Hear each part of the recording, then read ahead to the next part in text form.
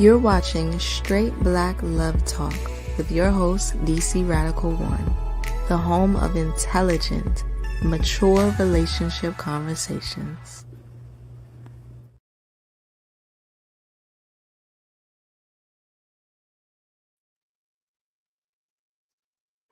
Greetings, Black family. I'm your host, DC Radical One, and this is SBL Talk.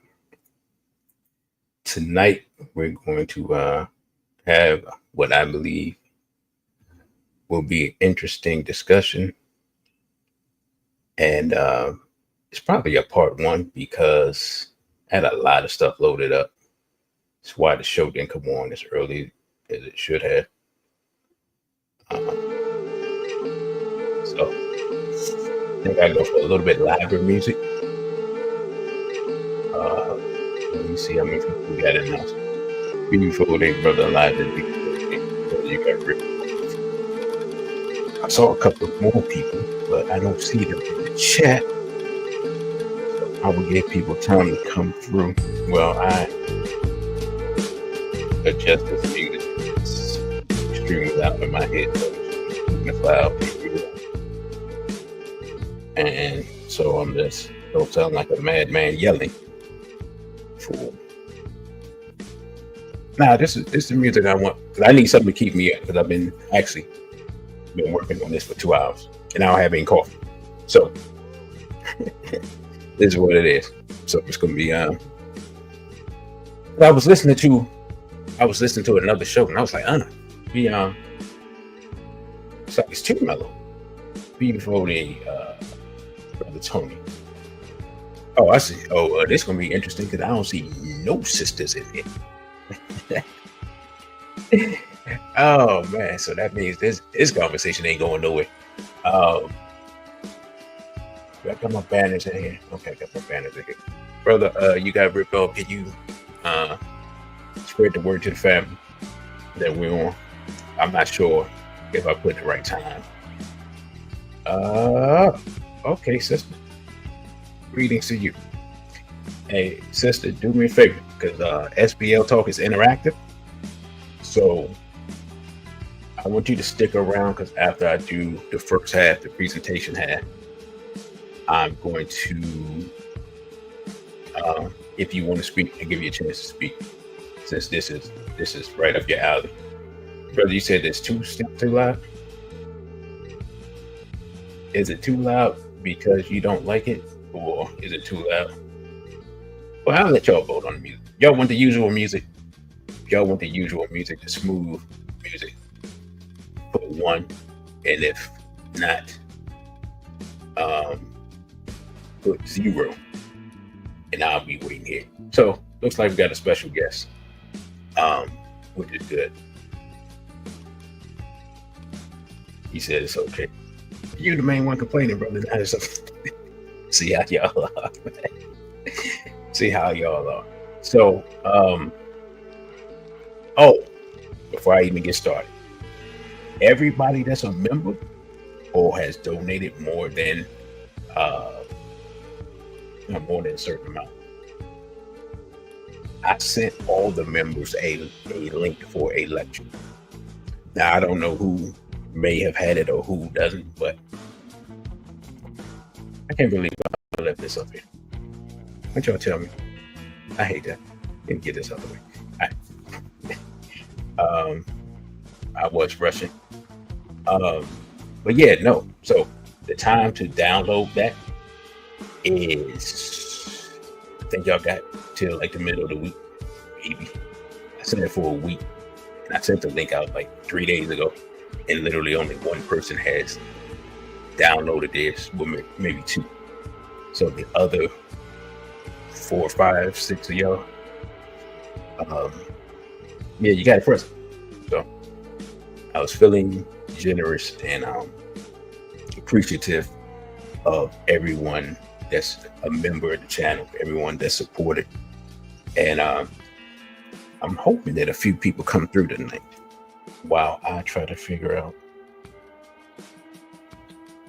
whether or not I actually have my computer charged up. I went through a lot of stuff, and I actually had to end up cutting out a lot of this presentation. So I took out a lot of slides because I didn't want it to get it got out of hand. And I had some articles that I wanted to read as well. And I had some video that I could not find. So that's why I said this will probably be a part 1. Part 2 will probably be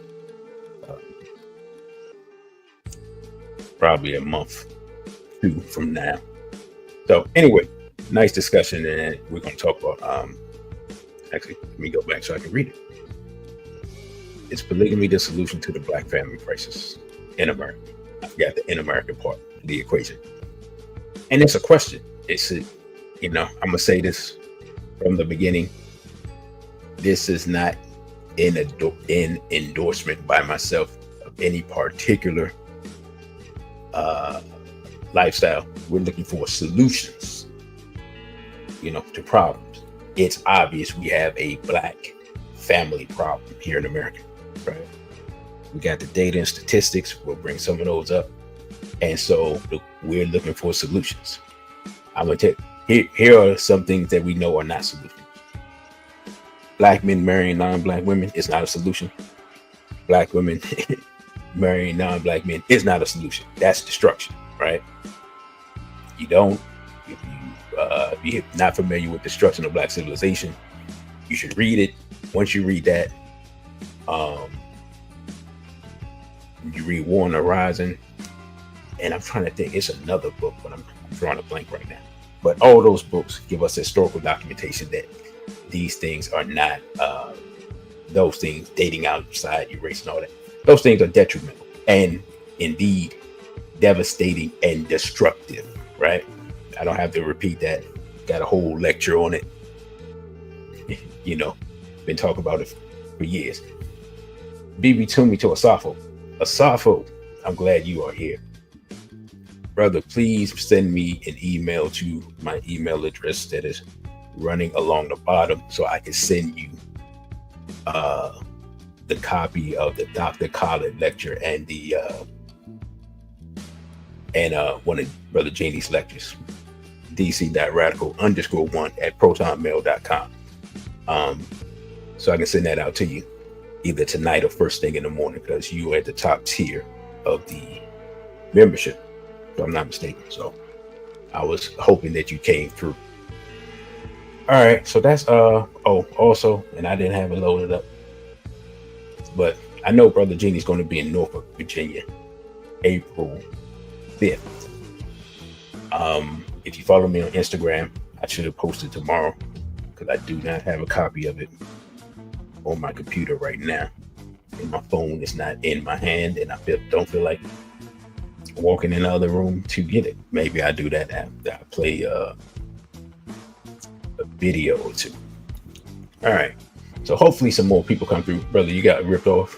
If you, I don't know if I asked you, but if you did, let people know on Telegram. Give me a thumbs up. If not, after you do that, give me a thumbs up.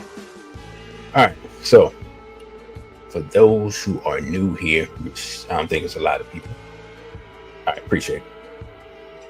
Let's start as we always do on SBL Talk. And I realize what it is. This music is so much more lively, and so the tempo is faster, that it sounds louder. That's what it is.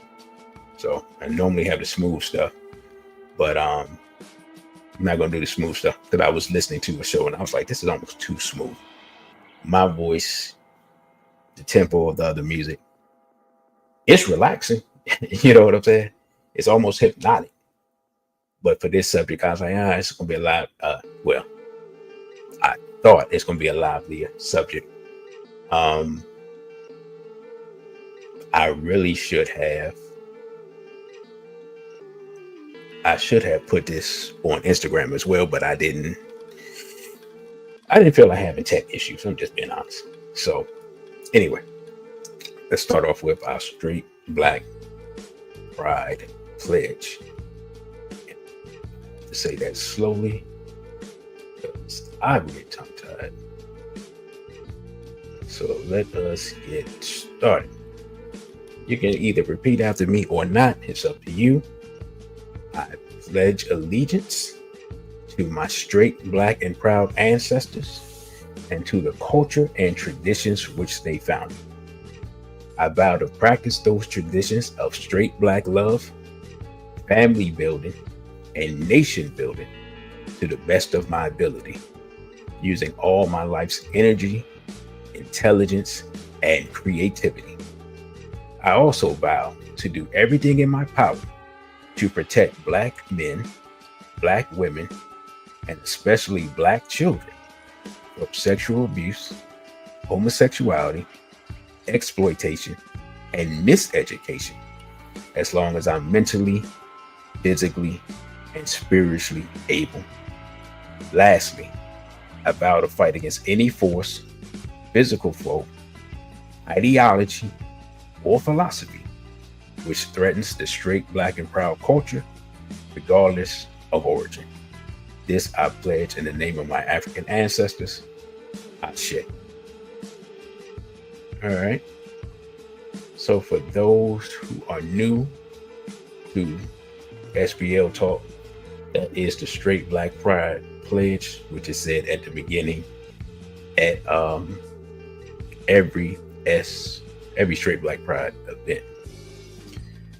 All right, so we got some more people in the house, and Black Renaissance says she's not sharing her man with nobody. And that's fine. You know what I'm saying? Everything is not for everyone. So I have no problem with that. I'm sure your man is he's happy about that. Because contrary to popular belief, every man does not want the responsibility of multiple women. I've talked to some brothers, and some brothers are like, yeah, fam, I'm good on that. That, you know, I'm just being completely honest. Because before we get started, here is what we are talking about. Or here's what I'm talking about. I'm not talking about what we have in place, because as we will see soon, in a large segment of our community, we have unregulated, chaotic polyamory in our community already. It's the least hidden, most obvious secret in the Black community, right? But we don't talk about it. We don't have a word for it. Now, years ago, and I mean a long time ago, I was a teenager, there was a book by Haki Matabuti called Black Men Single, Obsolete, Dangerous, ? Right? And in that, he talked about what he called the ball game.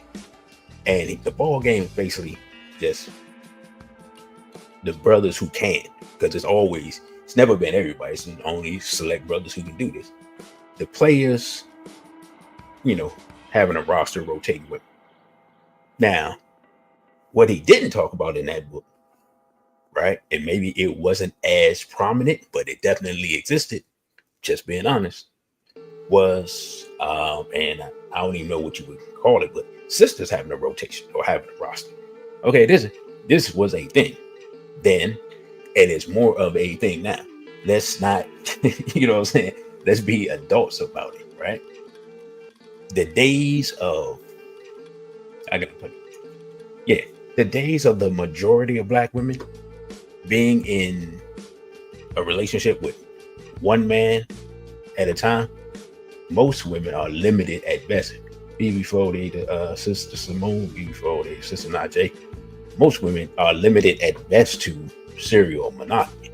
But make no mistake, there are sisters who have as much of a roster and more, as I try to get comfortable in this uncomfortable chair, than most brothers. But we don't like to talk about that part, right? That's not part of the discussion. Now, again, I'm not saying I'm advocating any of this. I don't advocate any form of unregulated, disorganized anything in the Black community, because disorganization has been our downfall. The fact of the matter is, when we have been able to organize ourselves, regardless of motivation or goals or intent, we've been able to achieve those goals. When we're not organized, we can't achieve. It's really that simple. All right, so let me get to the slides. I'm trying to be finished with the slides in an hour, which y'all know how I get. All right, as a reminder, in traditional African and traditional African American culture, marriage was an expected part of adulthood. Why do I emphasize that all the time? Well, one, because it's true. Two, because if it's true, that means we're currently failing. These are the facts, right? And when I say we, I include myself. You know what I'm saying? If I look back on my life and think how many sisters that I met who could have been my wife, I don't know, right? Because it also, here's the thing, but nobody talks about it. There's always the discussion about men, and up to recently, now not so much, but there used to always be a discussion about men waiting late to settle down and all this stuff. Want to know what people never talk about? No one ever says, hey, single brother in his 30s or 40s, how come you never got married? And the answer that people never hear is the woman I wanted to marry didn't want to marry me. Nobody, first of all, most brothers don't want to admit that.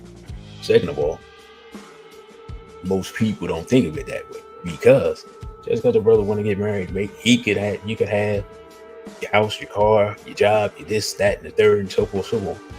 It doesn't mean that the woman that you want to marry, that you see as a wife, wants to marry you. It could be, let's be realistic. And it's kind of weird like this, right?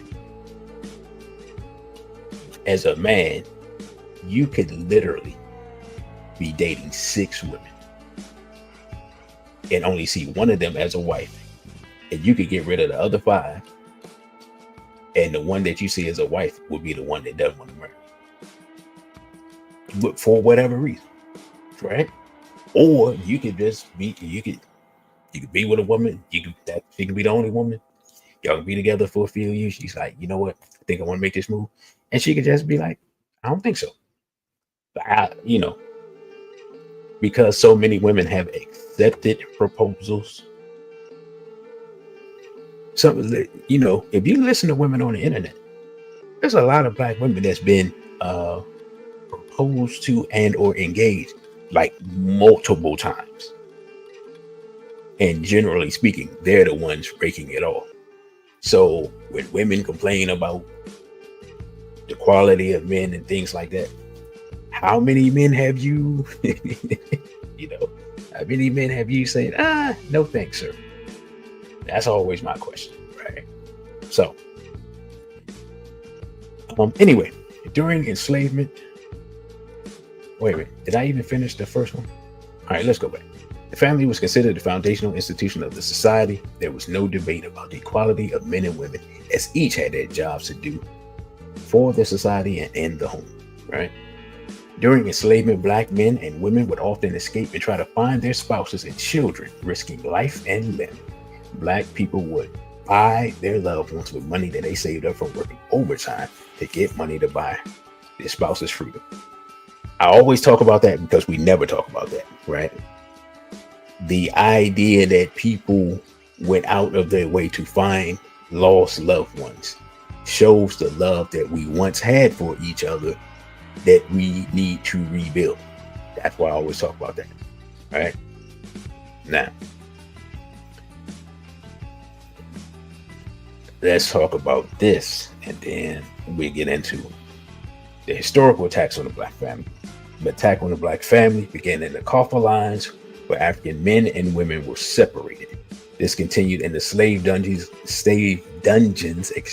like Elmina and continued on the slave ships where men, women, and children were separated. Our enemies know that our strength as a people comes from the family.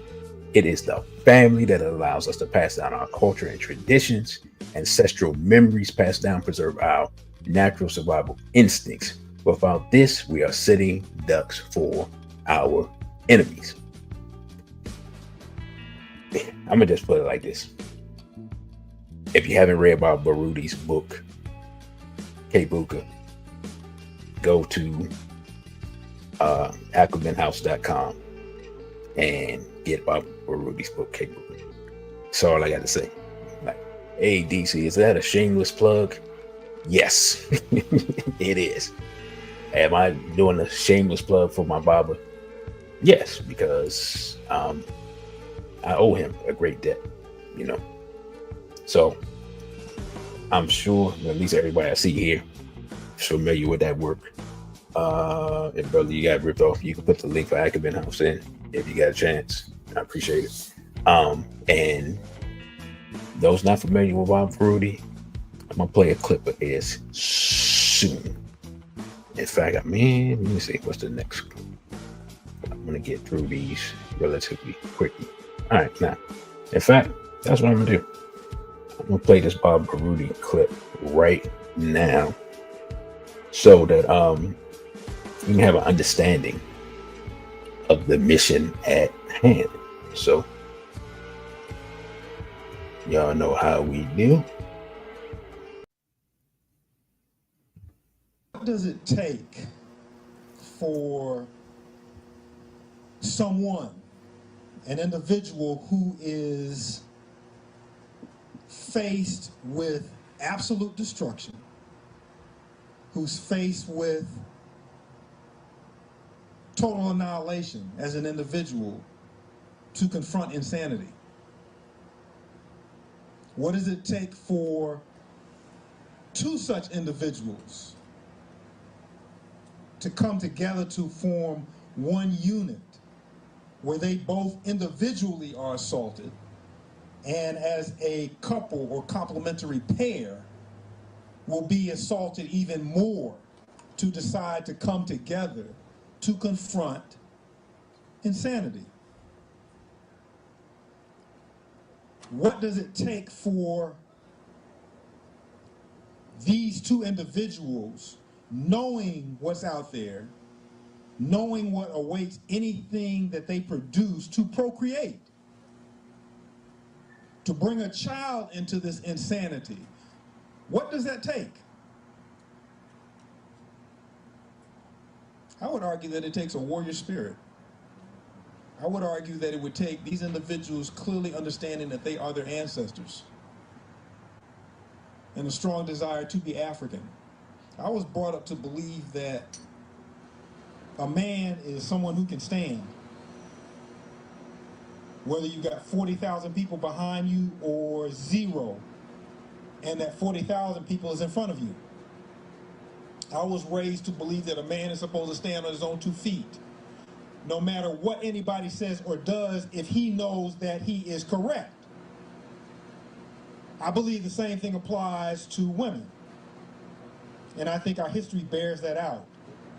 So tonight, this evening, I want to talk about a number of things having to do with that couple who has come together, or men and women who are thinking about forming a couple, and what they will have to deal with. And part of this discussion will focus on differences between complementarity between Europeans and Africans. And I use this word complementarity very necessarily.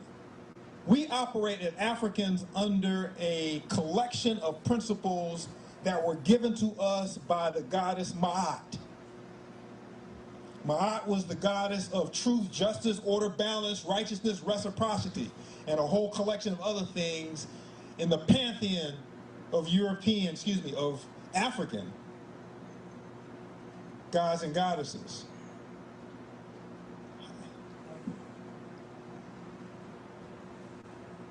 Complementarity is the process whereby two individuals, because we're talking about couples here, two individuals, a male and a female, come together, understanding that neither one is perfect, that each one is lacking.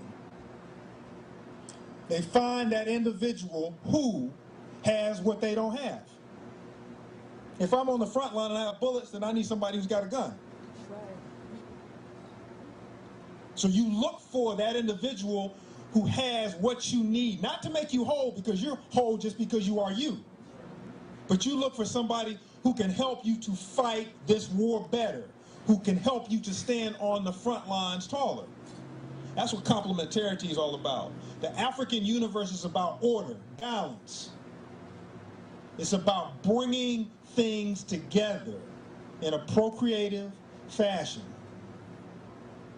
In this society, we're so used to saying opposites attract. European mentality, competition, at war, intimacy as a power battle, as I say, relationships as a fight. This is expected. When you go into a relationship with someone and you expect to battle. Africans didn't say opposites attract. And maybe I'm putting words into their mouth because I have no record of this, but I'm sure if they didn't say it, they shouldn't have thought complements attract.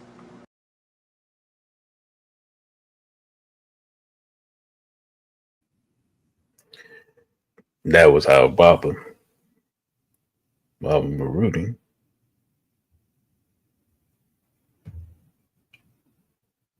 and I think the most important part of that is the part of complements attracting, because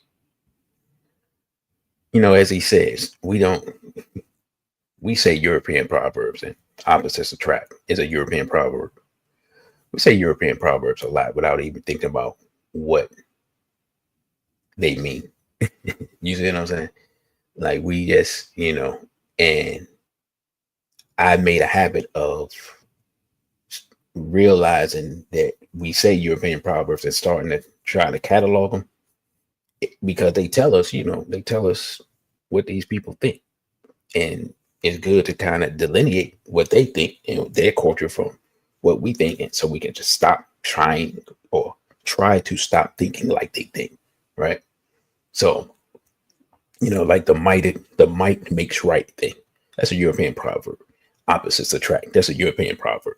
The thing about it is, even if opposites attract, oh, brother, you didn't even tell me that I'm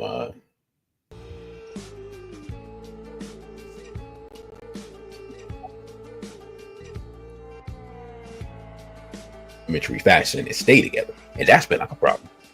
There's a lot of black people attracted to a lot of other black people.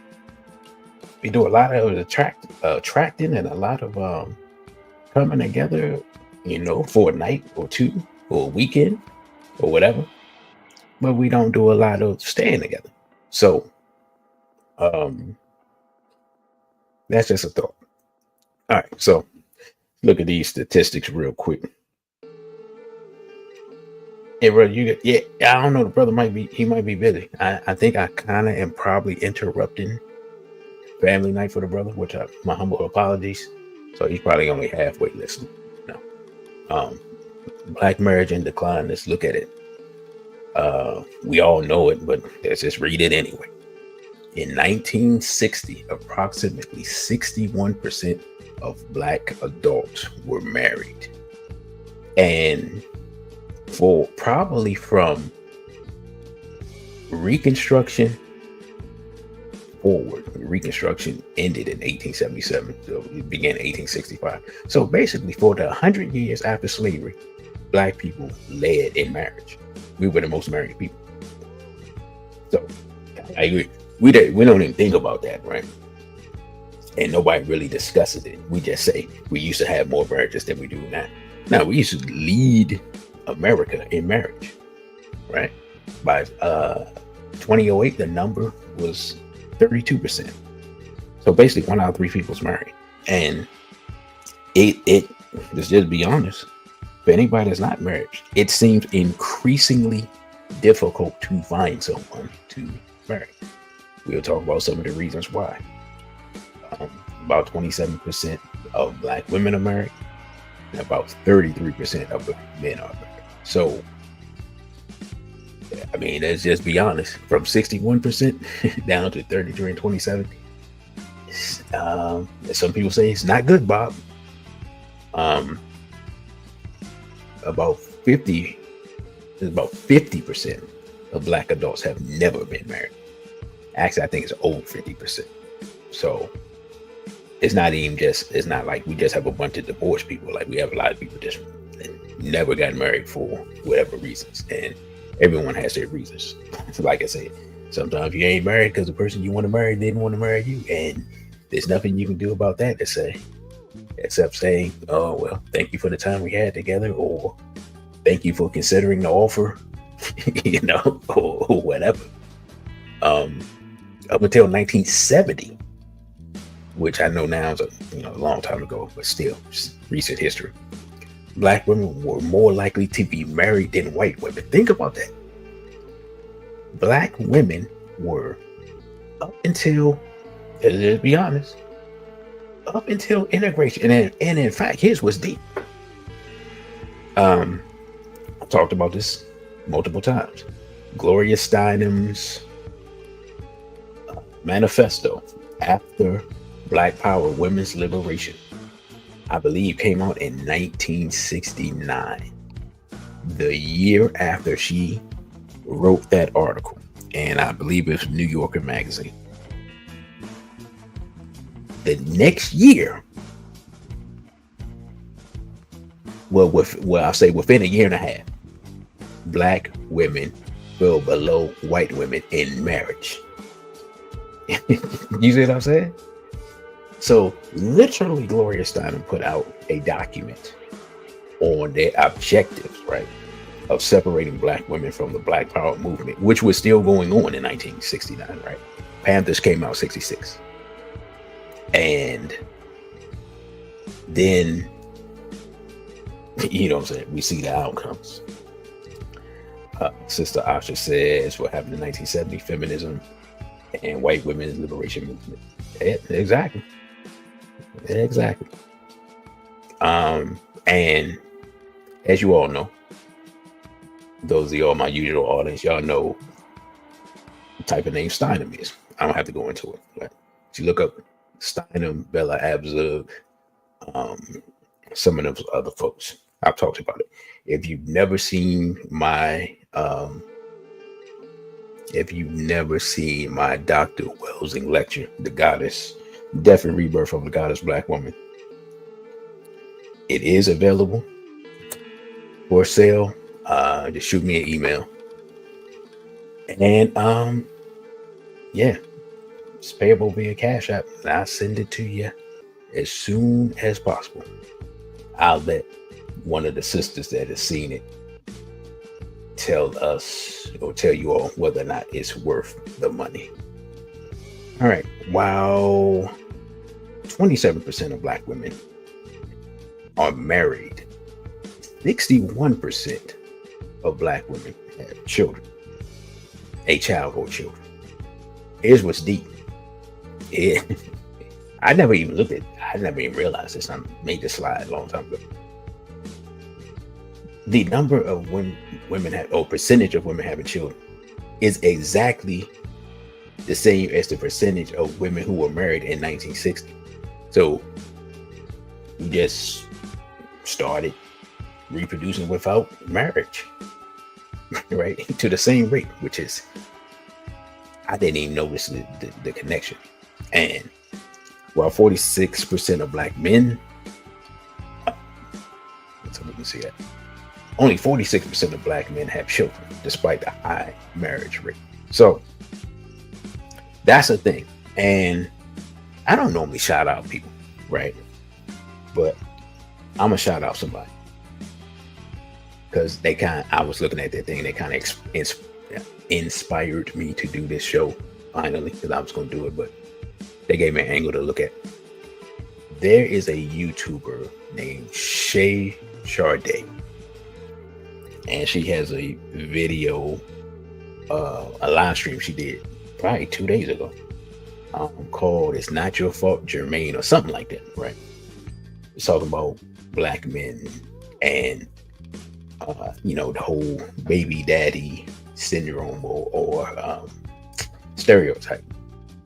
And she was just saying that the idea that black men are running around having all these children, like literally, it's only one half of black men that even have children, and probably 1/3 that have multiple children. So she was just breaking that thing down, right? So that's just something to always keep in mind when you hear these stereotypes. The data proves something completely different from the stereotype. All right. Now, all right. So tonight's discussion is about poly relationships. And so we're going to talk about the 3 major types. Now, there may be some other things that I missed because actually I had another slide and it just kind of disappeared while I was working, and it is what it is. So there is polygamy, the practice or custom of having more than one wife or husband, right? And then there's polygyny, the practice of a man having multiple wives. There's polyandry, the practice of a woman having multiple husbands, right? So these are different aspects of a similar concept. And even though I don't have it here, traditionally in African society, right? I'm not speaking for European, Asian, Arab. Traditionally in African society, it is a practice that basically comes out of an imbalance. So if you have a war, which of course we've been at war with other people for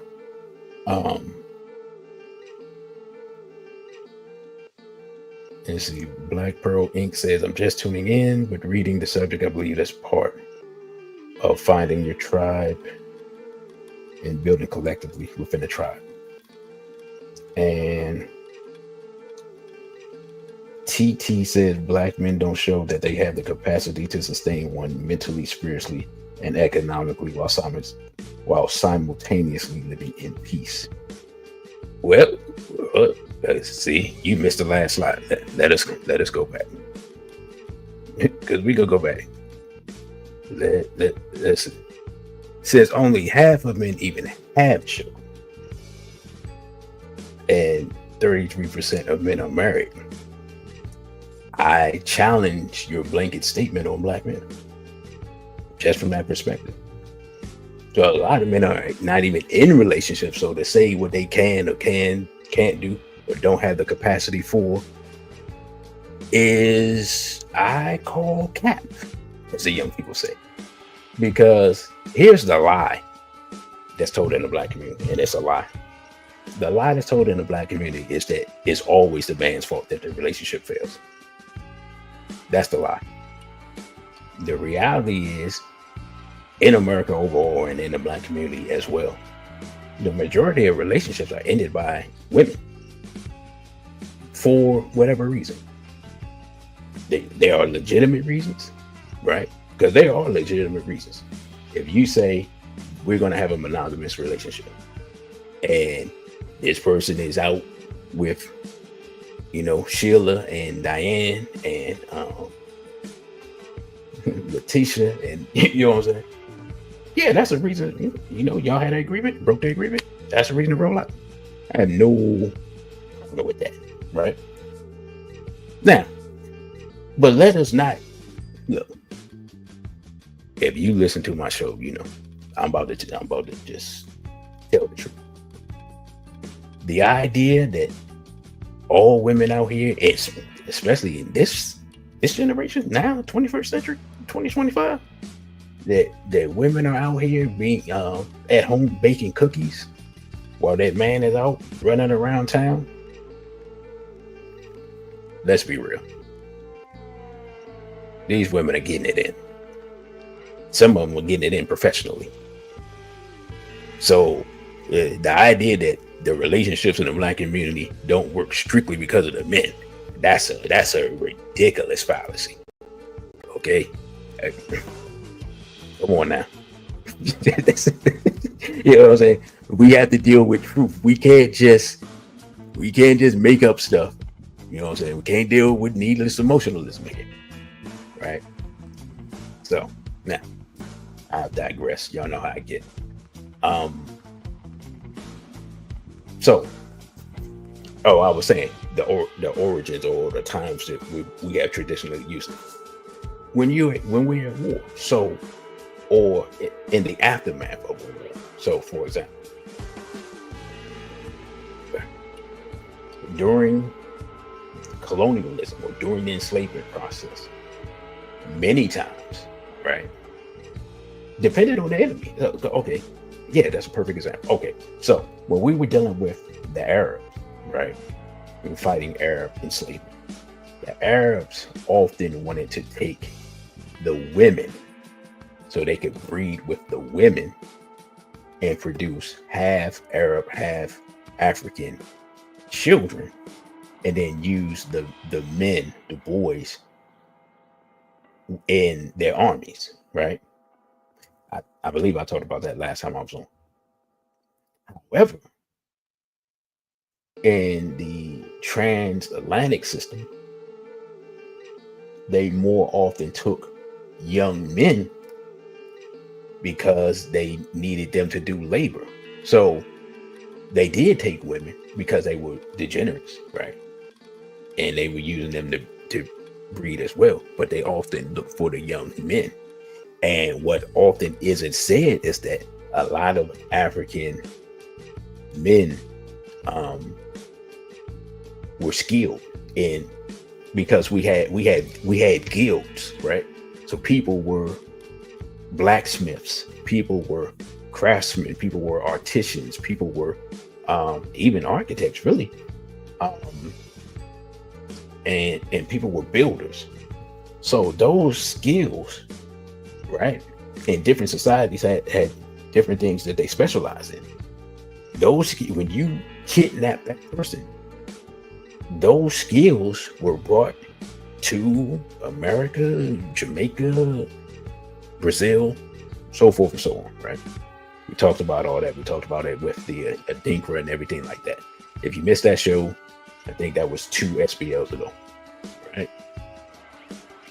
Yeah, brother. Yes, brother, you got ripped off. We do thank you for choosing to spend a Saturday night, because I know you could be doing other things. You could be at the club. You could be, And I think I kind of got the word out, but I wasn't sure I'd be able to finish the presentation.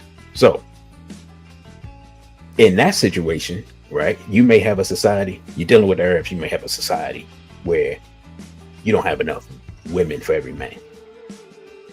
It's a rare situation, but there are, because Bob Maroney stated it. And when he stated it, I was like, oh, I didn't know that. Then I started doing the research. I was like, oh, okay. There have been societies where, and I don't know how this works. I mean, that would be clear. I don't know how this works. But there have been African societies where there were, yeah, I know, brother. Brother, you got ripped off. And you took me away from my thought. But here's what's funny. It's weird how many times or how hard it is to just go on search engines and find pictures of Black polygamy in America that features children. I found that interesting. That's all I'm gonna say. But there are African societies where the men were forced to share a wife until the society got back in balance, right? And when I thought about it, knowing how the Arabs work, because I've studied Arab slavery, I was like, okay, that's the Arabs that forced that. And then more commonly, there are African societies where the men have multiple wives, and that is more common, and that has carried on in tradition. Now, here's where the lack of balance has come in, and a lot of this has come from the Arabs. the child marriage thing that you see in some parts of Africa, that a lot of that comes from the Arab, right? And because we've been we've been fighting these people, and we've taken on some of their ideas. That one thing that has to be addressed on the continent, and it's a continental thing, is the age at which a woman is psychologically ready to be a wife and mother, not biologically, because of the hormones and the stuff like that. I know people who are teachers, and they're telling me that girls are starting the process and having their their cycles and stuff 11, 12 years old, sometimes 10. Look, we got all types of stuff in the food, the water, everything. No one should be marrying a child just because that biological thing has taken place. Period. End of discussion. Okay, we're 100% against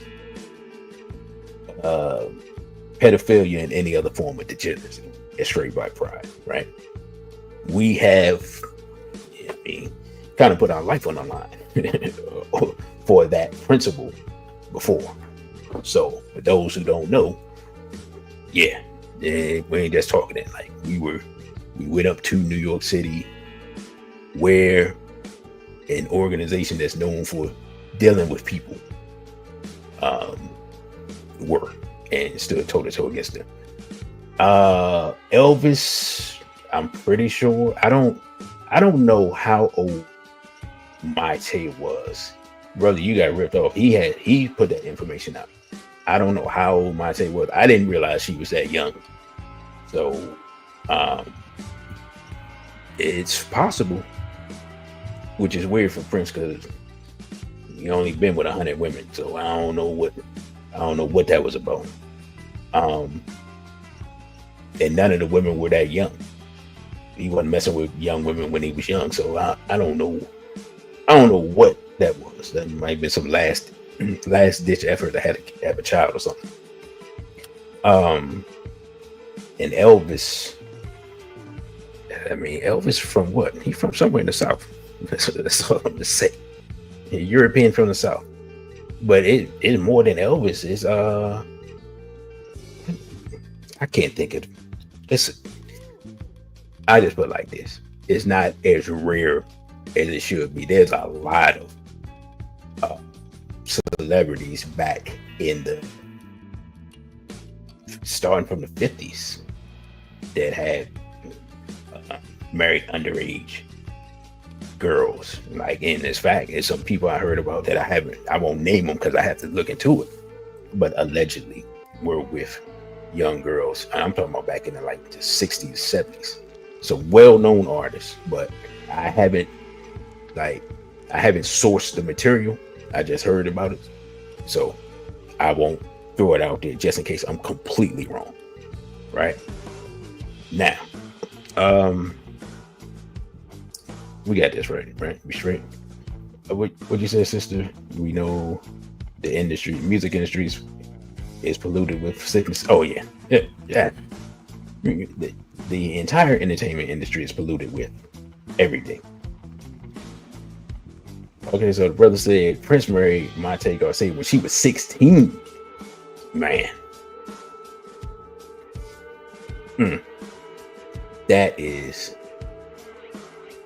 That's just unforgivable. So you say dated, not married. All right. Well, still, let's just be honest. You shouldn't be anything with a 16-year-old if you're over, I say, really 21. You know what I'm saying? Y'all may say even less than that. You shouldn't be anything with a 16-year-old. Like, you shouldn't be texting her I mean, if it's your daughter or something, but y'all know what I'm saying. Not no dating, not no courting, none of that. For what? I mean, come on, man. You know what? When you get out here and you do too much fornicating, you just start losing your mind. Let me just be honest. So, anyway. All right. Now there's the whole polyamory. And this is the practice of engaging in multiple romantic and typically, though not always, sexual relationships at the same time with the knowledge and consent of all the people involved. Now, I'm going to be honest. This ain't for me. You just said, I am. I'm going to be honest. I'm selfish. I do not want to share my wife.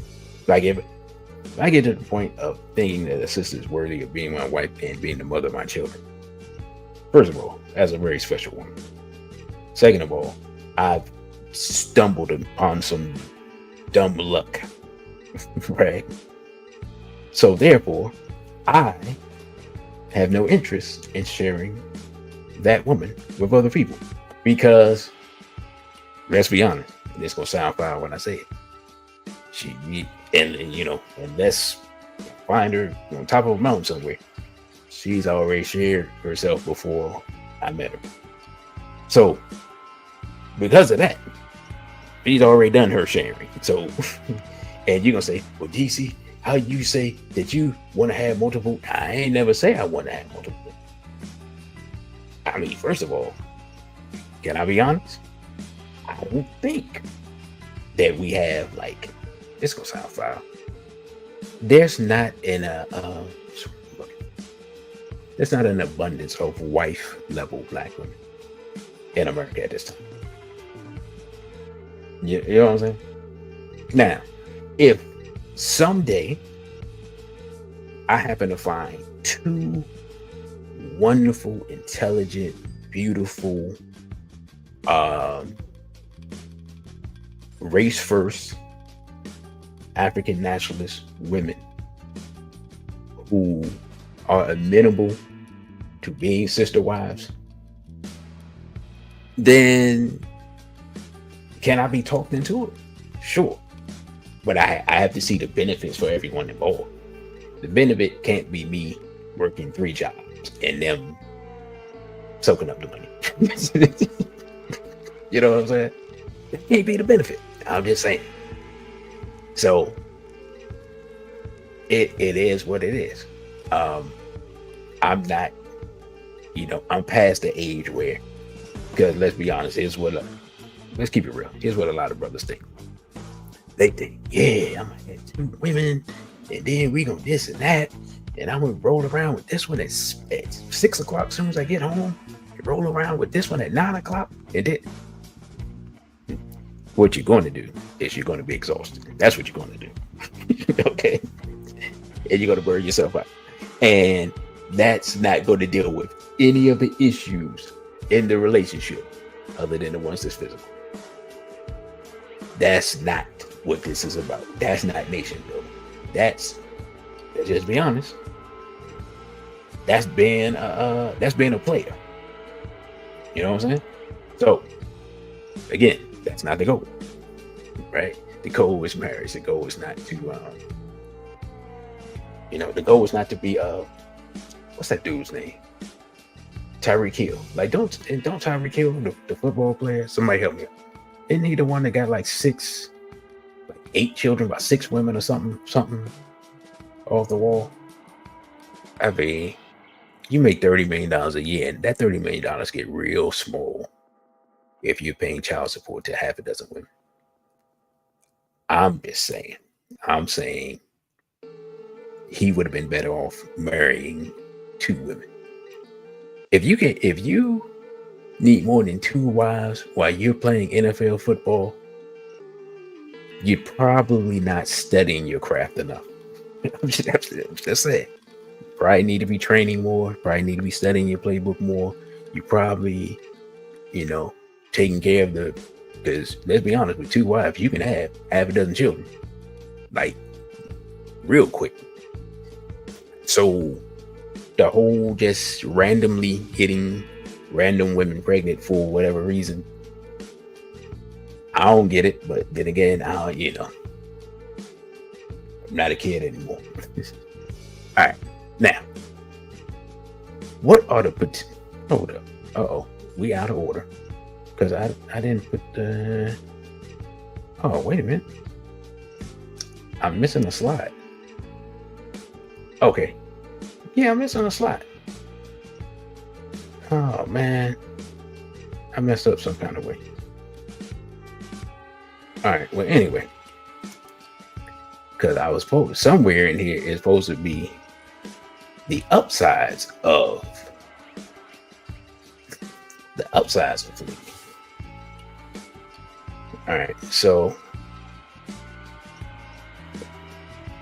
let's talk about the upside, because I will try to go with what I remember, because I don't know where my slide went in, so I'm just going to have to do this off the top of the dome.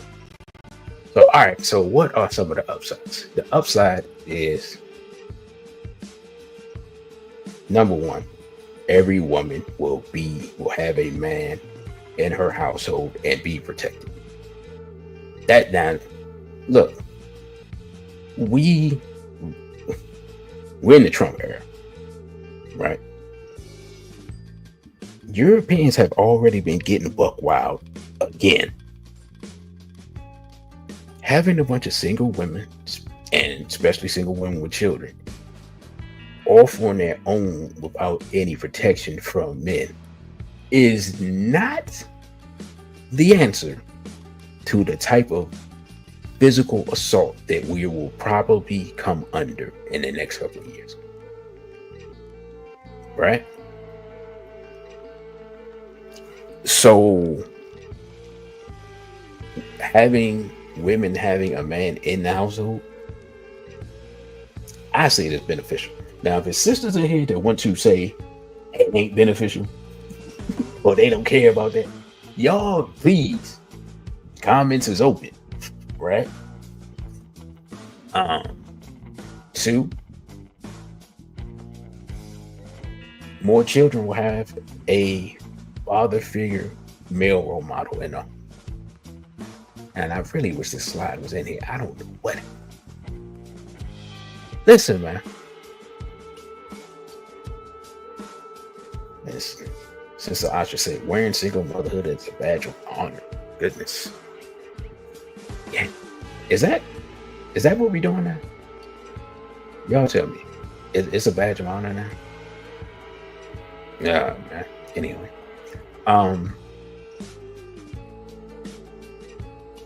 Our children need fathers.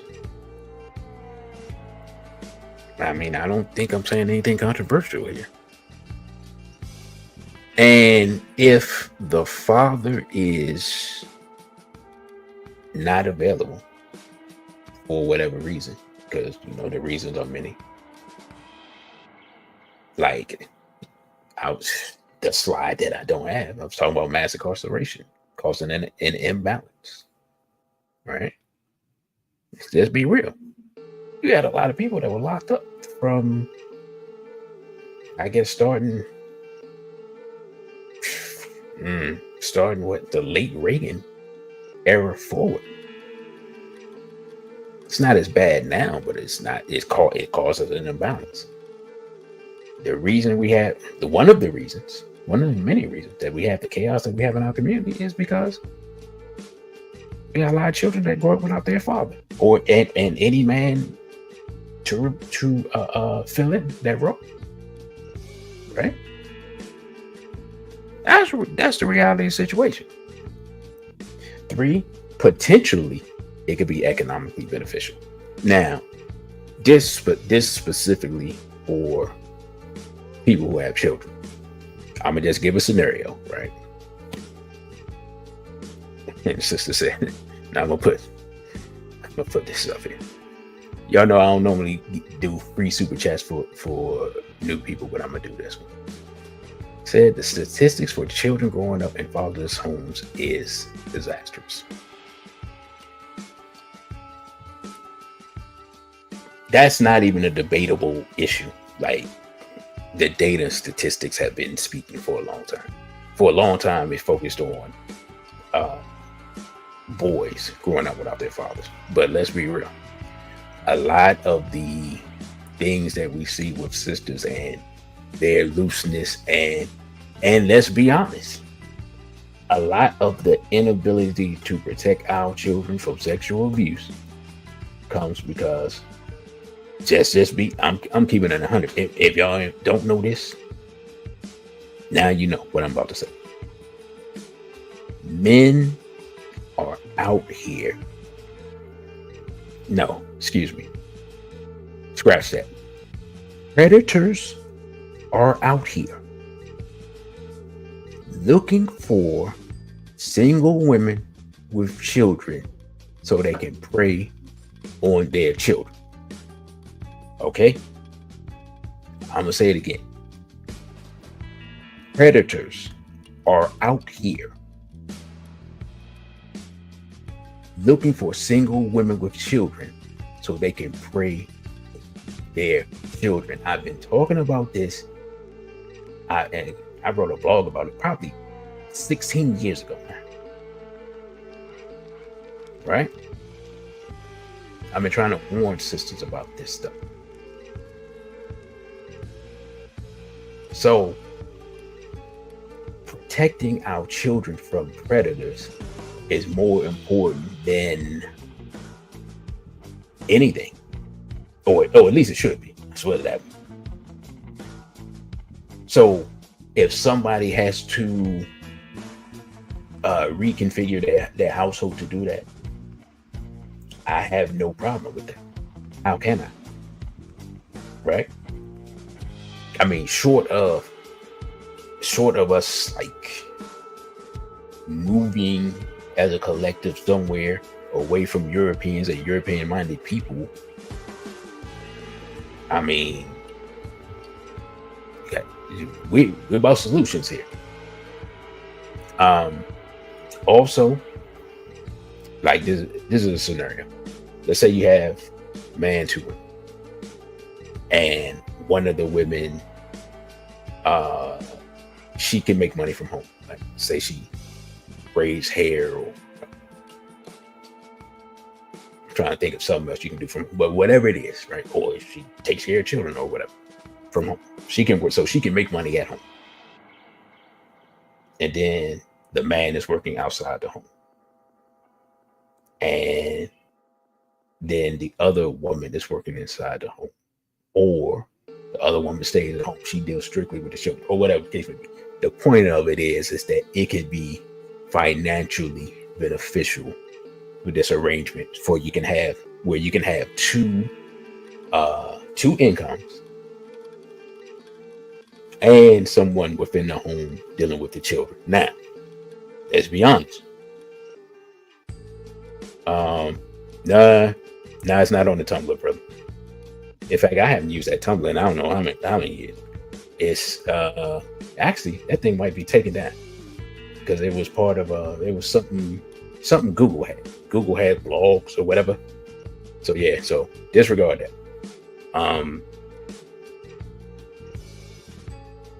I don't know what it was called though, but Google had blogs at one time. So whatever that was. Yeah.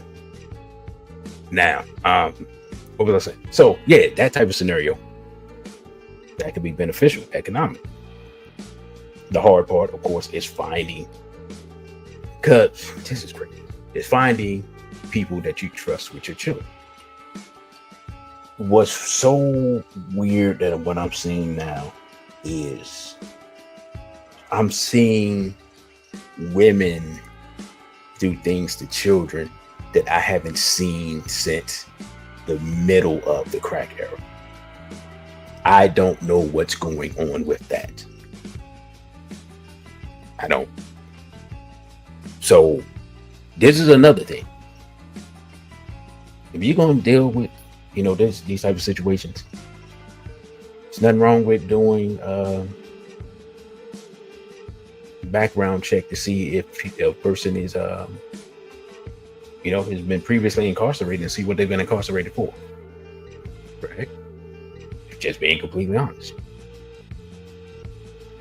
So, and I'll open up the chat because I know the sister. I want to give you a chance to speak. That this is your area of expertise, and you can tell us any other potential benefits of these types of arrangements. Now, what are the potential downfalls or downsides? Where, this sister TT, she left us. Now, this is stuff she's going to agree with. And these things are real. And we deal with reality. We don't deal with emotionalism. So, and the Biden economy sucks. A lot of brothers don't have the money that they had before, right? Just being completely honest. Let's not sugarcoat this thing. Let's keep it 100. Are there some people that's balling out of control, and some people that's just natural hustlers and money just falls in their hand? Yes, there are those people. I wish I was one of them, but I am not. Right? But the vast majority of brothers, they just trying to put one foot in front of the other, maintain, and the idea of spreading their resources thinner, it's just something that they just like, I'm good, fam. You like, DC, how you know? Because I asked him. That's how I know. Right. Second thing, over 50% of black men don't have children, and they want to start their family with their own children. You're like, well, why does that matter? Well, because, as I said before, and I forgot to, no, that's right, I couldn't share screen. Anyway, yeah, I guess I'll bring up in another video, whatever. The percentage, you're talking about 46% of men, 61% of women, as far as having children. So it's already difficult enough for a brother to find one woman that doesn't have a child to start a family with. And I don't know if a man is interested in polygamy, and he doesn't have children. Actually, you know what? I don't even know how many men that don't have children would be interested in polygamy. I'm not even sure. I don't even know how, like, I guess each individual man, that would be his thing, right? That would be up to him. But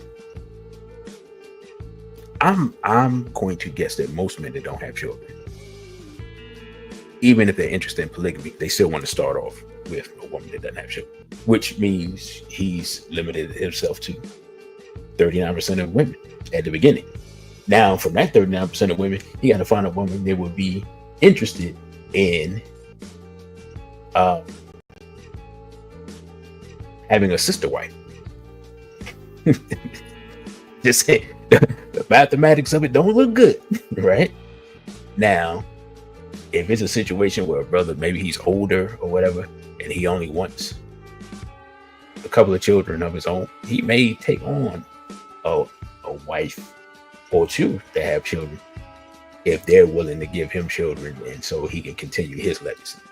But a younger brother is probably going to be different. All right. Now, this part is what it is. The men with multiple children in the black community, which is only a small percentage. So it's basically a third of the men who have children. So we're talking about 18% of men approximately, right? They're not in all their children's lives. They may be in some of their children's lives, but realistically, most of the men that have multiple children by multiple women, like most of the men that have multiple children by multiple women have like 3 or more. It's not 2. It's like they're starting at 3. Those people are not in all their children's lives. Those men aren't. Period. Okay. It just because no. Let's just be completely honest. Getting along with 3 different women who you have not betrothed yourself to in any way, shape, or form is almost impossible. Right?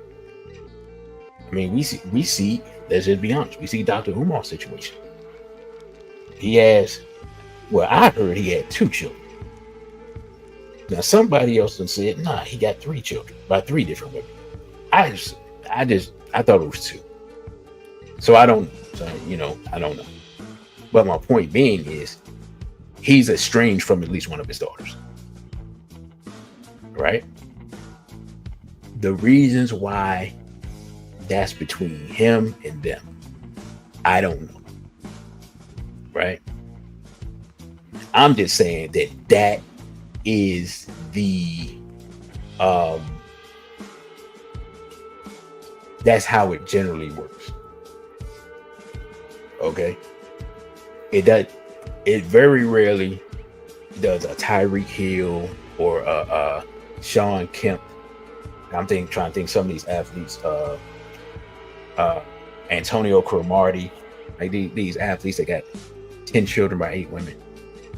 If you think they're helping that end all of their children's lives with all these multiple women, it's not happening, right?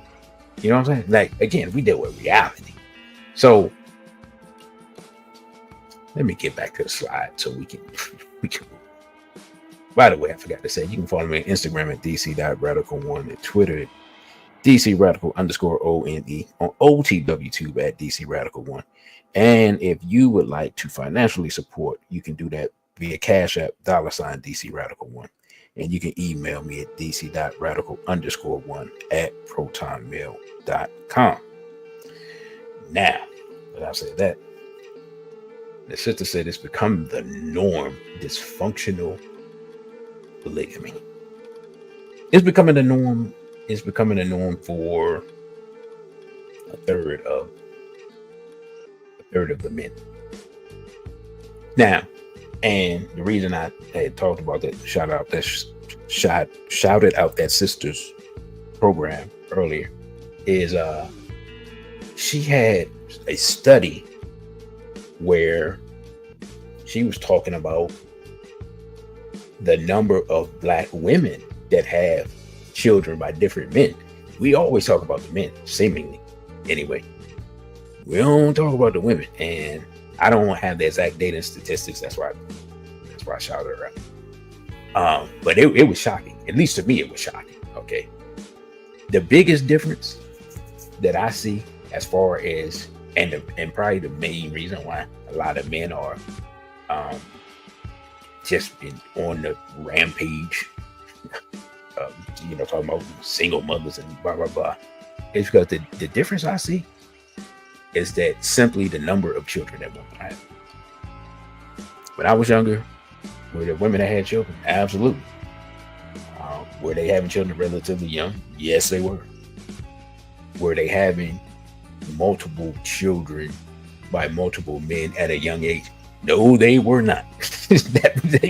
They were not. So that's the difference. And I think that's why you have so much of a backlash from the men. It's not that they're meeting a woman with a child. They're meeting women who are attractive and have multiple children. And oftentimes by multiple men. And many times still have the same expectations or quote unquote standards that you would expect them to have before they have children. So that's why the men are like, I don't know about that part. Right? Because it's got to be some give and take here. Like the purpose of a relationship is for it to be mutually beneficial for all involved. If it's 2 people, it should be mutually beneficial for 2 people. If it's 3 people, it should be mutually beneficial for 3 people. And, so forth and so on. And of course, there are a certain number where, as far as I'm concerned, it's beyond a man's capacity for it to be mutually beneficial and beyond a woman's capacity for it to be mutually beneficial. Just is what it is. Anyway, we have, this is a big point. This is like my biggest point right here. We currently, at this time here in America, outside of certain religious communities, have no means to enforce the ethical practice of poly relationships. This is my biggest issue. Who is going to regulate it? As we said, we've been unregulated, disorganized, dysfunctional for long enough. Like, we don't need no more of that. Right? So that's my biggest question. Who's in charge? Who can enforce the proper treatment? And I'm not gonna say the equal treatment, because that's a slippery slope. I saw a sister talk about that. She was like, the idea that a man has to treat you equally doesn't really make sense, because each woman may want something different from the man. And when she said that, I was like, I never thought about it like that. But it makes sense, right? Like, all right, let's be honest. Let's be real. A sister could become a second wife to her brother simply because she sees how great of a father he is, and she may want that for her child, and she just likes the character of that man. That's the thing. Where another sister she wants the whole package, the whole kit and caboodle. She wants everything. Right? But the second sister might be like, I don't have to spend every waking moment with him. I'm good. 2 days a week, as long as he helped take care of myself. Straight Black Pride to Neteru Kemet. Glad you're here. So when I, like I said, when I heard that and I thought about it, I was like, that's deep. As a man, you wouldn't even think about it, right? Because as a man, I think we generally want the same thing for a woman. But I don't know. Like, maybe if you're an older man, you might just want a woman that is cooked well. You know what I'm saying? Just have my dinner ready when I get home. I'm gonna be completely honest.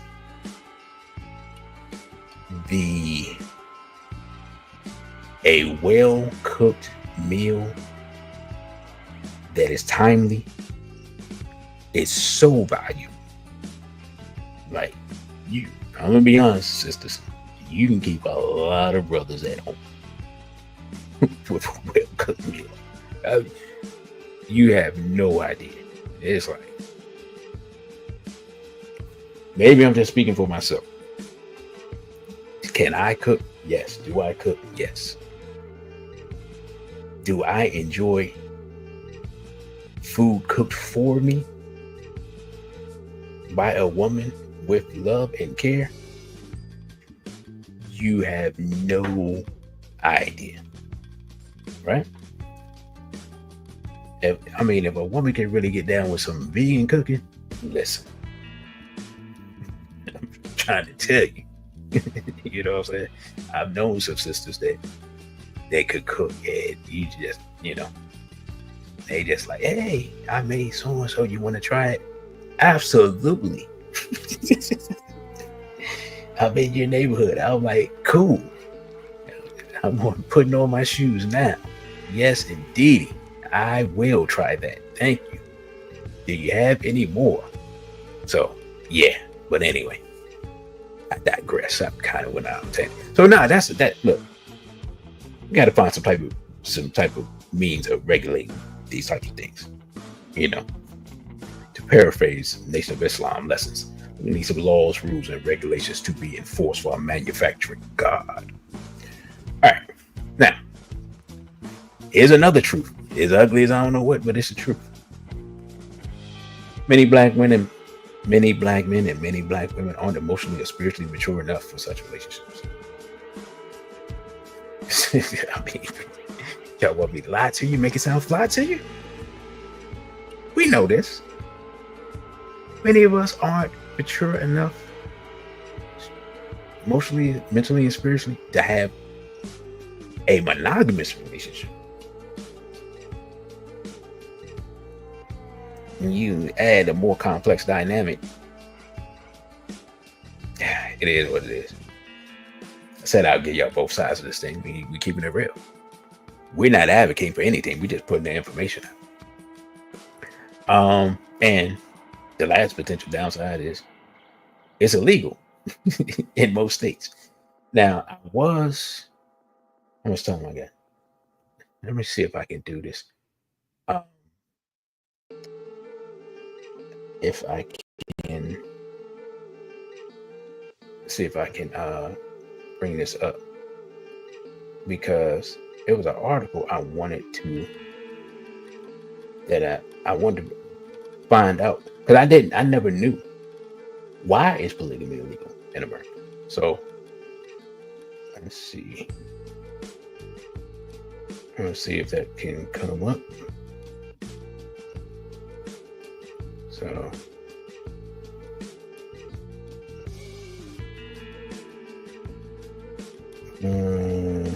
let's see, this will work.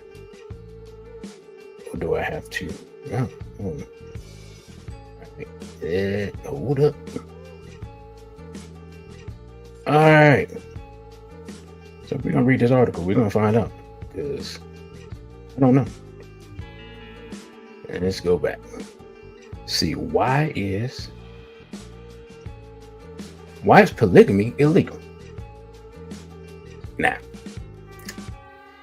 it says, despite being practiced by various cultures and religions throughout history, being married to more than one person at a time, also known as polygamy, is illegal in many countries today, including the United States and most Western countries. Polygamy, the practice of having multiple spouses at the same time, has been a controversial and widely debated topic for centuries. In this blog post, we will explore the reasons behind the illegality of polygamous marriage, its historical context, and the impact on society. All right, so y'all tell me, are y'all interested in reading this? It's up to y'all. You know, as I always say, SBL talk is interactive. The center is not. This is SBL talk. So it's up to y'all. Y'all want to go on and read this article, and you're curious as I was, give me a 1. And if not, give me a 0. And I will give you all a few seconds for it to register. And Sister Asha says, control and to keep the wealth gap in place. It's also, let's be honest, they're not going to talk about it here. At least I don't. The goal was never to have a large, free populace of African people in America. That was never the goal. If we had a regulated institution of polygamy, right? And because at one time we did have our own economic system, we had our own towns and all that stuff. If that was going on at the same time, do you know how many more people we would have? Like, we've lost, and brother, you got ripped off. You help me out if I'm misplacing number.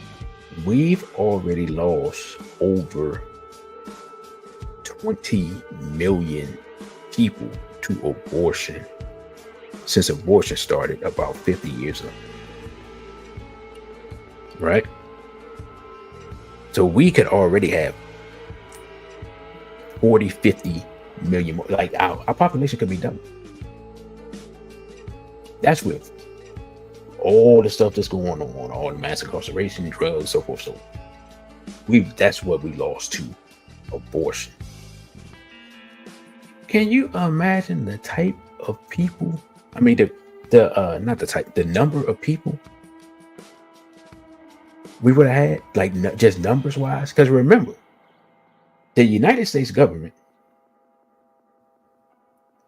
instituted a modified Blanca, what's it? It's word Blanca Administo. I think that's the word. A modified whitening of the country, which was done in Brazil, Argentina, Colombia, like those South American countries. There, it was a government program to just breed out the black people, right? America didn't do that, but what they did was simply start importing more European immigrants and then just placing them under the white category, right? So Italians became white, Polish became white, German, so forth, so on, right? So to increase the numbers.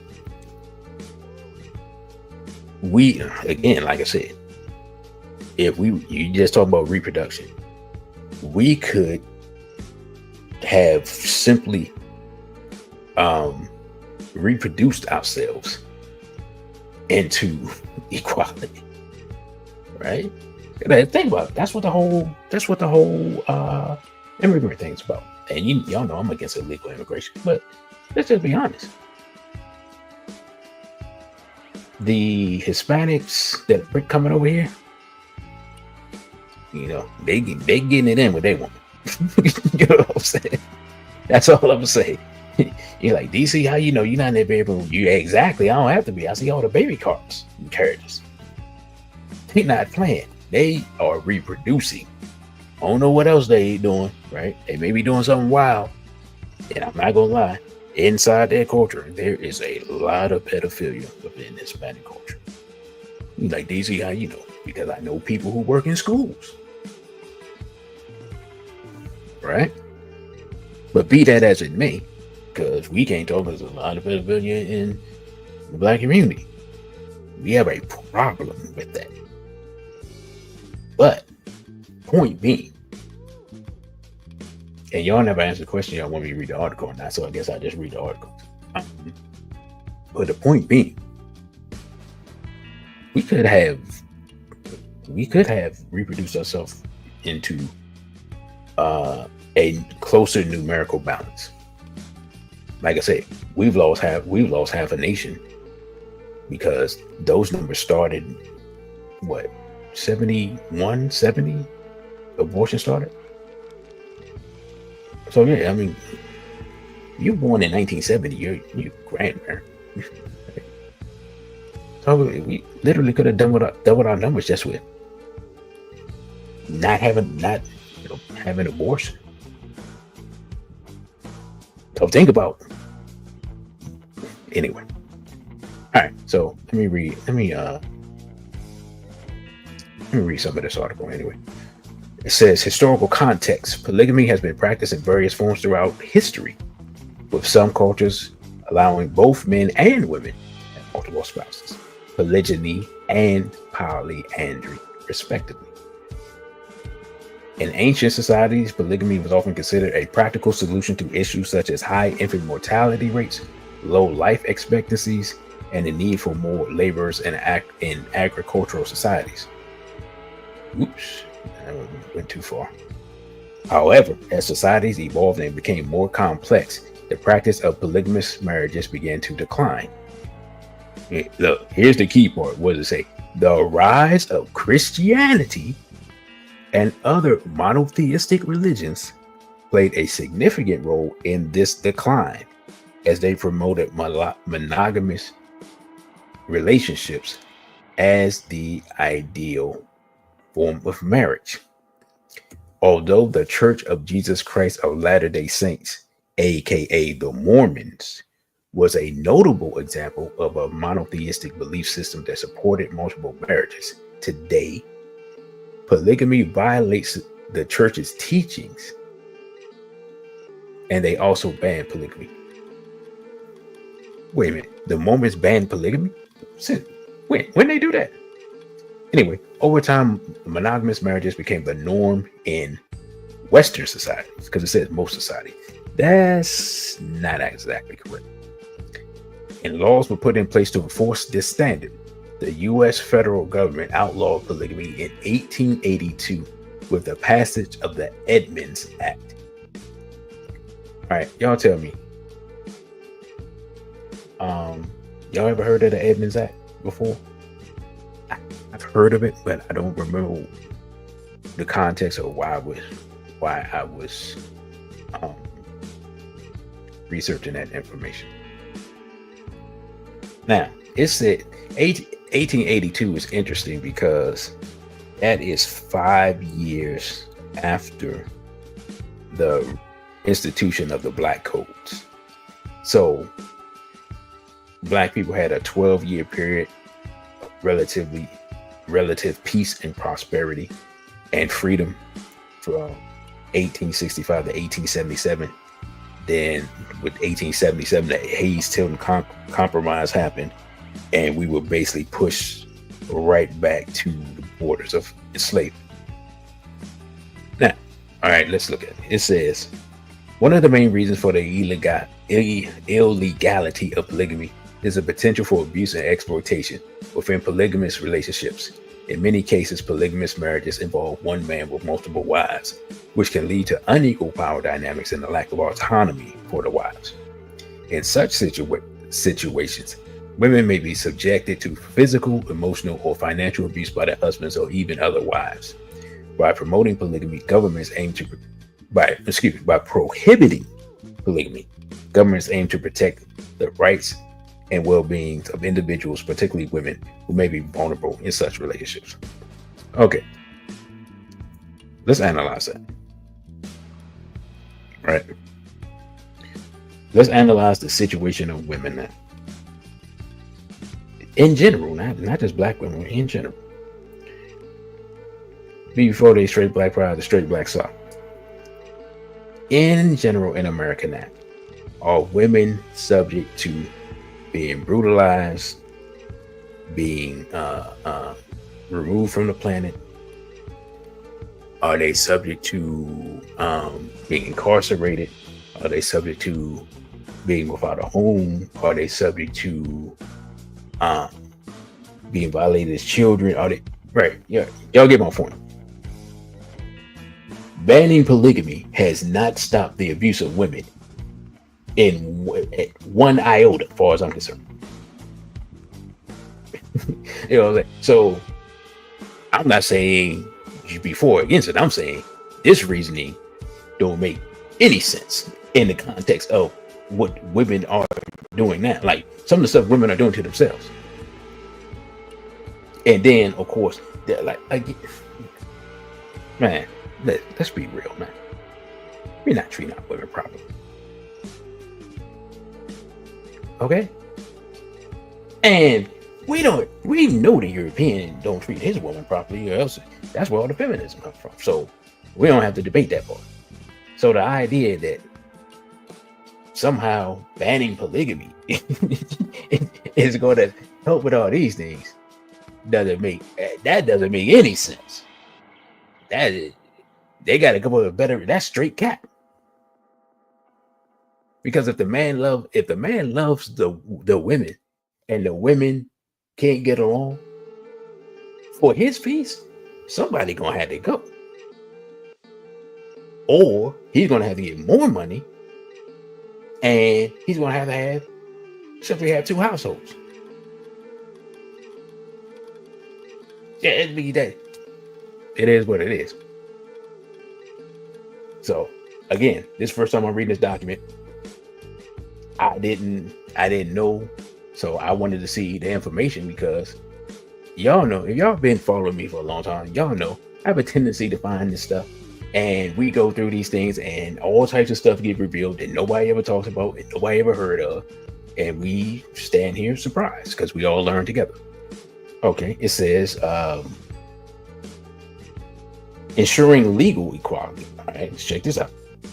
In most legal systems, marriage is a contract between two parties that grants certain rights and responsibilities. The legal recognition of polygamous marriages would complicate the system, as it will require the law to accommodate multiple spouses in areas such as inheritance, custody, and property rights. Now, let me say this. As a former Muslim, right? The Quran has already kind of laid this stuff out. You know what I mean? So this is not impossible. If an alleged illiterate person could write up laws for this, surely 1,500 years later, we can come up with some laws to distribute inheritance and these other things. I mean, America is the most litigious country on earth. Let's be real. I mean, I get it. But is that really a good point? Y'all tell me. Because again, former Muslim, so my perspective on that's going to be different. The idea that we just can't figure it out. I don't buy that. All right. So yeah, that's that. Let's see. It says maintaining social order. Another reason for the illegality of polygamy is the potential for social unrest and conflict that may arise from this practice. In societies where polygamy is prevalent, there's often a shortage of available women for men to marry, which can lead to increased competition and tensions between men. The situation can result in higher rates of violence, crime, and social instability, as men may resort to aggression or criminal behavior in order to secure a wife. Okay, let's stop right there. Now I'm being completely honest. They got a good point. There are two things that will make a man fight, for sure. Well, there are three. One, survival. Two, money. Three, women. So, can't lie. They got a good point. But here's the thing. In the black community, it's already taking place because I already told you, only 46% of men are reproducing. And ultimately, it's not just about the pleasure of being with a woman, it's about extending your lineage. So we're already here, right? And we already have violence in our communities, and we already have men fighting over. So, being completely honest, banning polygamy ain't helping the black community. Everything they talked about, we already there. Which is crazy that I'm even saying this. But I mean, just logically speaking, like if anyone thinks I'm just totally off as we go through this document, please interject. Next, let's see. It says, where are we at? No, I finished maintaining. Okay, culture and religious practices. Our legal reasons play a significant role in the illegality of polygamy. Culture and religious practices also contribute to its prohibition. As mentioned earlier, many Western countries have a strong Christian heritage, which promotes monogamous relationships as the ideal form of marriage. All right, let me stop right here. And this is not no disrespect to anybody's religion. You know the part that's interesting? And y'all tell me if I'm wrong. Did Jesus ever make a statement about monogamy? Like, is that something that came from him, or is that in the Bible, or is that because a lot of people in the Old Testament, man, people had all types of women. Like Solomon had 800 wives or something. So if anybody was hogging up all the women, Solomon was doing it, right? Or was David or Solomon, one of them? One of them. I think Abraham, he had multiple wives, and that caused some confusion or what. So I'm trying to figure out, like, we talk about the religious reasons. I'm just trying. Is anybody want to help me out? If any brothers or sisters that are Christians, or you used to be Christian, tell me, other than God making Adam and Eve, and maybe it comes from that. Maybe that's my answer. Is there anywhere where polygamy is banned in the Bible? And I'm asking a question because I just thought about it while they were saying it comes from Christianity, and I'm like, okay, it comes from Christianity, cool. But I'm just trying, is this biblical, or this the Catholic Church? If anyone knows, y'all help me out.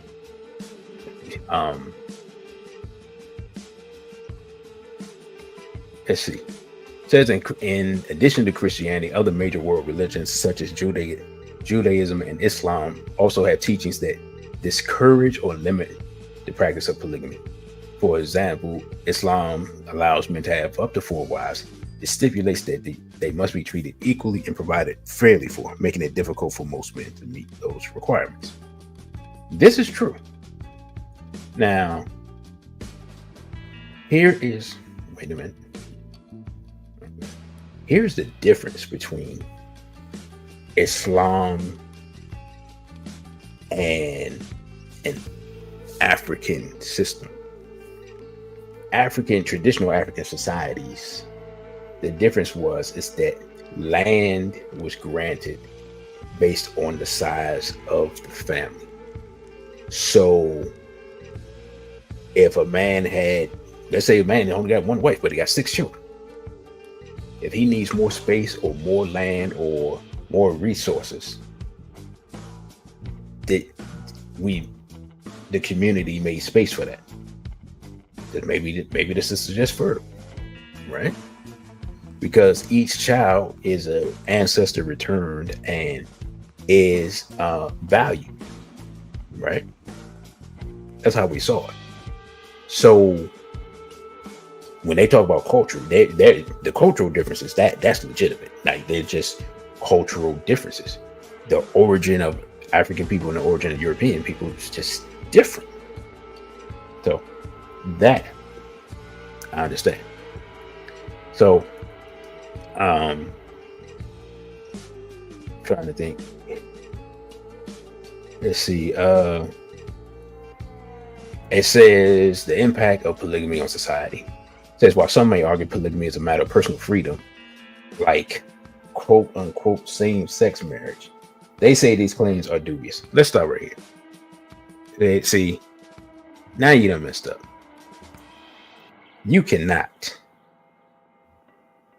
advocate for same-sex marriage and legitimize the banning of polygamy at the same time.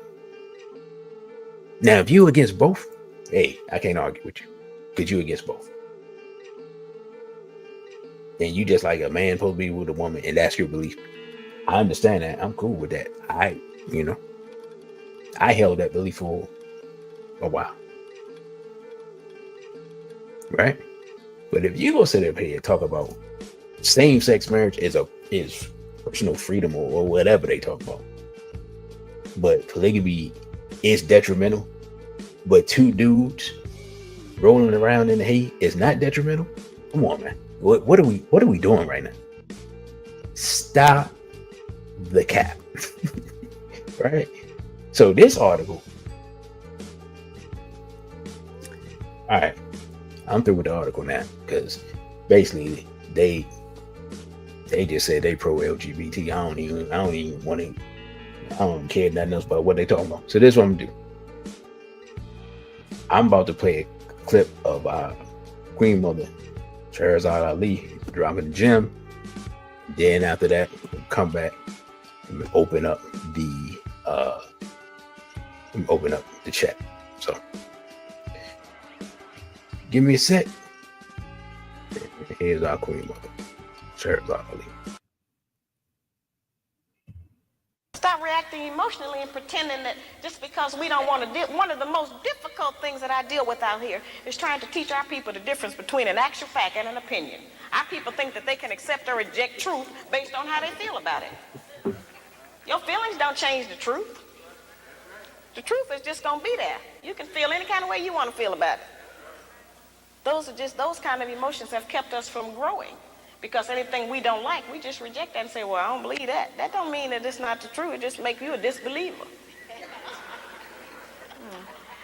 The good black woman practices non-possessive loving. Now, y'all know that's a hard one. Now, envy is wanting what someone else has. And jealousy, of course, is just selfishness. Non-possessive loving is not an easy one for us to practice. And of course, I have a lot of sisters and some brothers who are in disagreement with me saying that. But the actual fact is that our men are outnumbered about 5 to 1. And nature is going to require that the men take responsibility for more than one woman and her children. Most of our men have children by more than one woman anyway. So I don't know why that was such a surprise, allegedly, when I said that. The black man has not been waiting on me to tell him he could have more than one woman. You know, I'm in agreement with the rest of y'all. I don't think he should do that, but I feel like you did. There are some things perhaps about the nature of our man that we have been given some definitions about that are not true. There are some things he can do that we call him a dog. We do not have the same capabilities as a man. I am not talking about fornication and adultery. That's something else. I'm talking about actual responsibility of fatherhood and husbandhood of another family. That's quite different from fornication and adultery. We don't have the same capabilities of them. That's right. A man can have 2 homes, 2 sets of in-laws. He can eat dinner at 2 houses, 2 sets of children, 2 garages, 2 separate sets of friends attached to that woman. He can have all of that. We can't do that. We can't cook dinner at 2 houses. We can't sleep with one man 4 nights a week and another one 3. Ain't no man gonna agree with that. We can't have 1 set of children we leave in one place and go and stay in another place and take care of another set. It doesn't work for us. Now that does not mean that we can't have sex with more than 1 man. That's not what I'm talking about. I'm talking about just taking responsibility for your children. Now certainly every man can't take financial responsibility for all of his children. He can do something.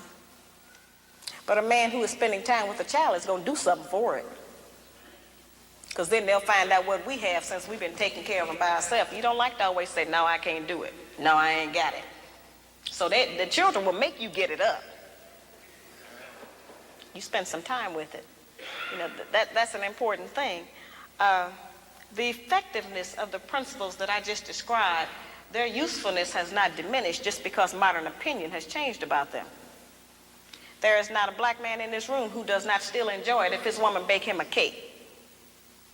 While our young daughters are being raised and taught that that's old style and that's out of fashion.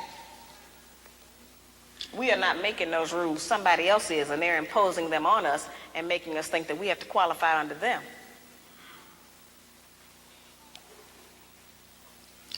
I tell the brothers, just like I tell the sisters, if you have a woman that you've been working with for months or years, and you can't get that woman to get in agreement with your program, then get rid of her and get another one.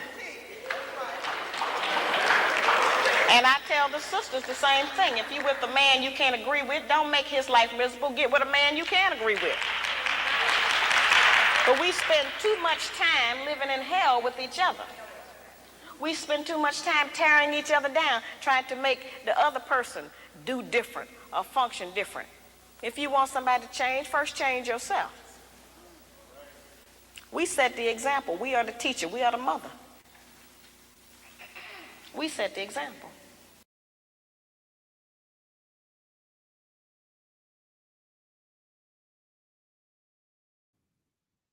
All right. That was Mama Scheherazade Ali.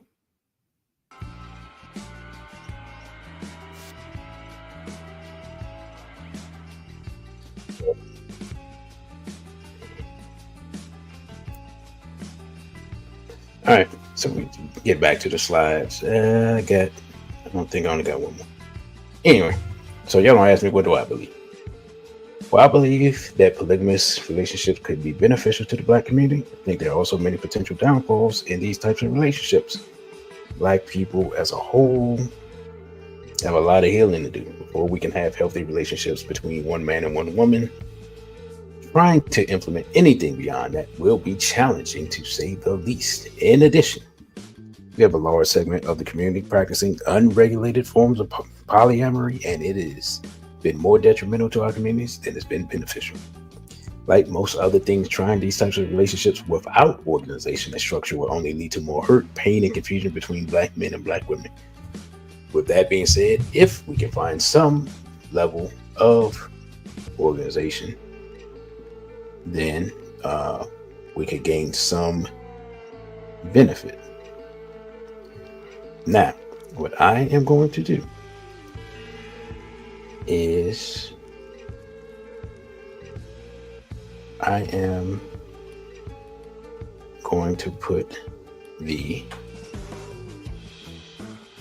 link in the chat. Sister said, no, I'm gonna put that up. Let me put this link in the chat first. I'm gonna put up that comment. That is true. The sister said, the feminists will support LGBT but be strongly against polygamy. Can't argue with that part. So, I think I got one more slide there. We can just get into it. I'm sure the sister would definitely want to speak. Closing thoughts. When we are, that's what it's supposed to say, looking at the condition of Black love and relationships, we must remember one thing. We're being warred upon by enemies who want us removed from the planet. All analysis that omits this simple but ugly truth is rendered useless in the current time period. Before we can realistically make changes necessary for our survival, we must accept that reality. Our enemies understand that every Black child born to a loving mother and loving father has the potential to be the Black Messiah, and that sparks the revolution in the Black world. Their solution to this potential problem is to stop us from producing those children in a healthy and loving environment. All right, so, actually, I didn't send it, my bad. And the link should be in the chat. And okay, hold on. It didn't send the link. Give me a second while I try to figure out what the problem is, because I don't know. Because I definitely want to share the link. Maybe I have to stop sharing something else. I don't know. It's never happened before.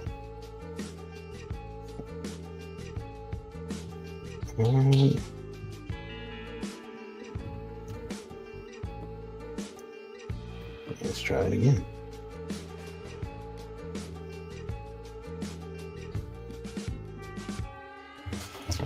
Oh, that's fantastic.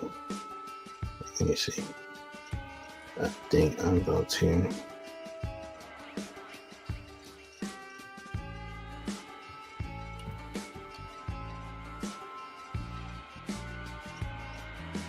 Let me try this again, because I don't know why. The one time that I had somebody on that I want to hear from is the one time that we can't. What do you say, brother? It don't bother you. Now I can't even send the link out right now. I may need you to just come in and send the link out. If you can do that without turning the whole show off. They say they're not. I'm getting an error message, which is, I ain't gonna lie to you. It's irritating to me right now. It's extremely irritating right now, because I definitely want to give the sister a chance to speak. And right now, for whatever reason, that isn't happening. And so, as I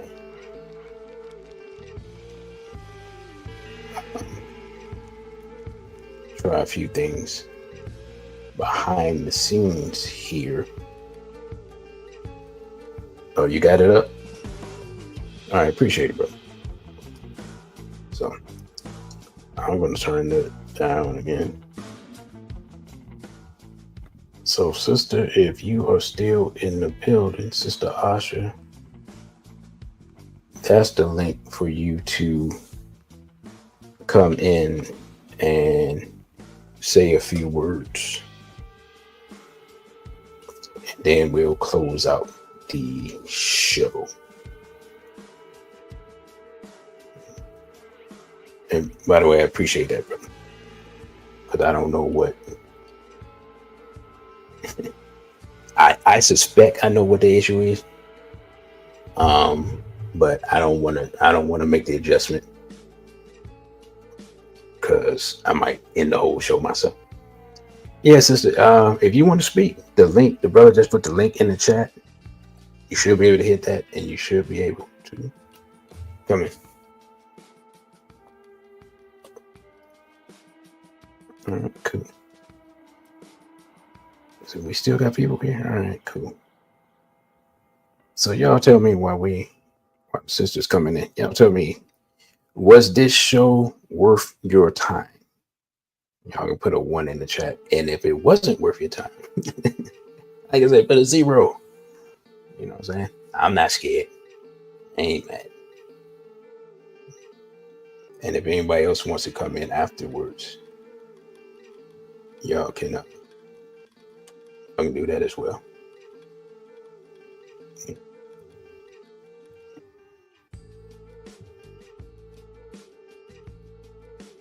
All right, I think our sister is coming in.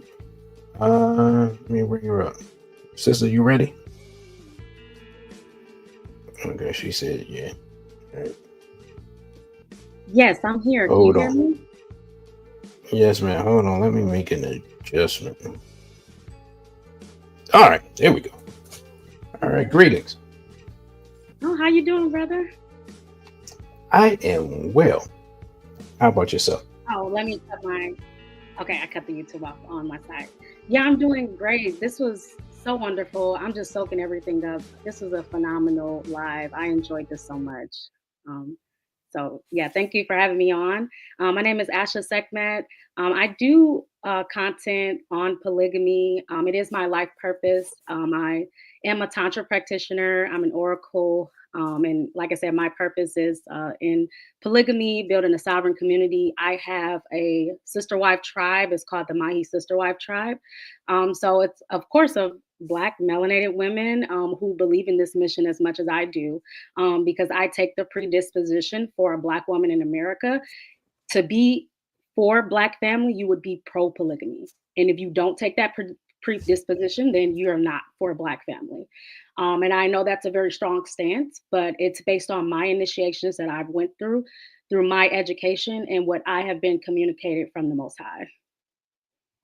Okay, so I have a question. Okay. What led you to taking this position? Because let's just be honest. Mm-hmm. In the current context amongst Black women, Mm-hmm. this idea is, I would think, it's not very popular, unless I'm wrong. Mm-hmm. So how did you come to this conclusion? Right.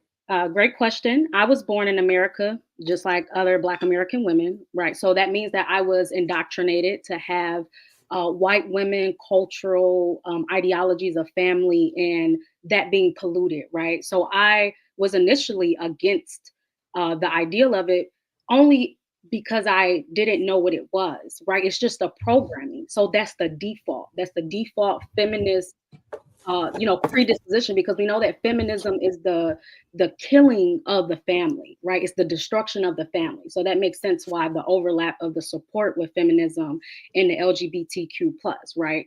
Because we have the destruction of family, right?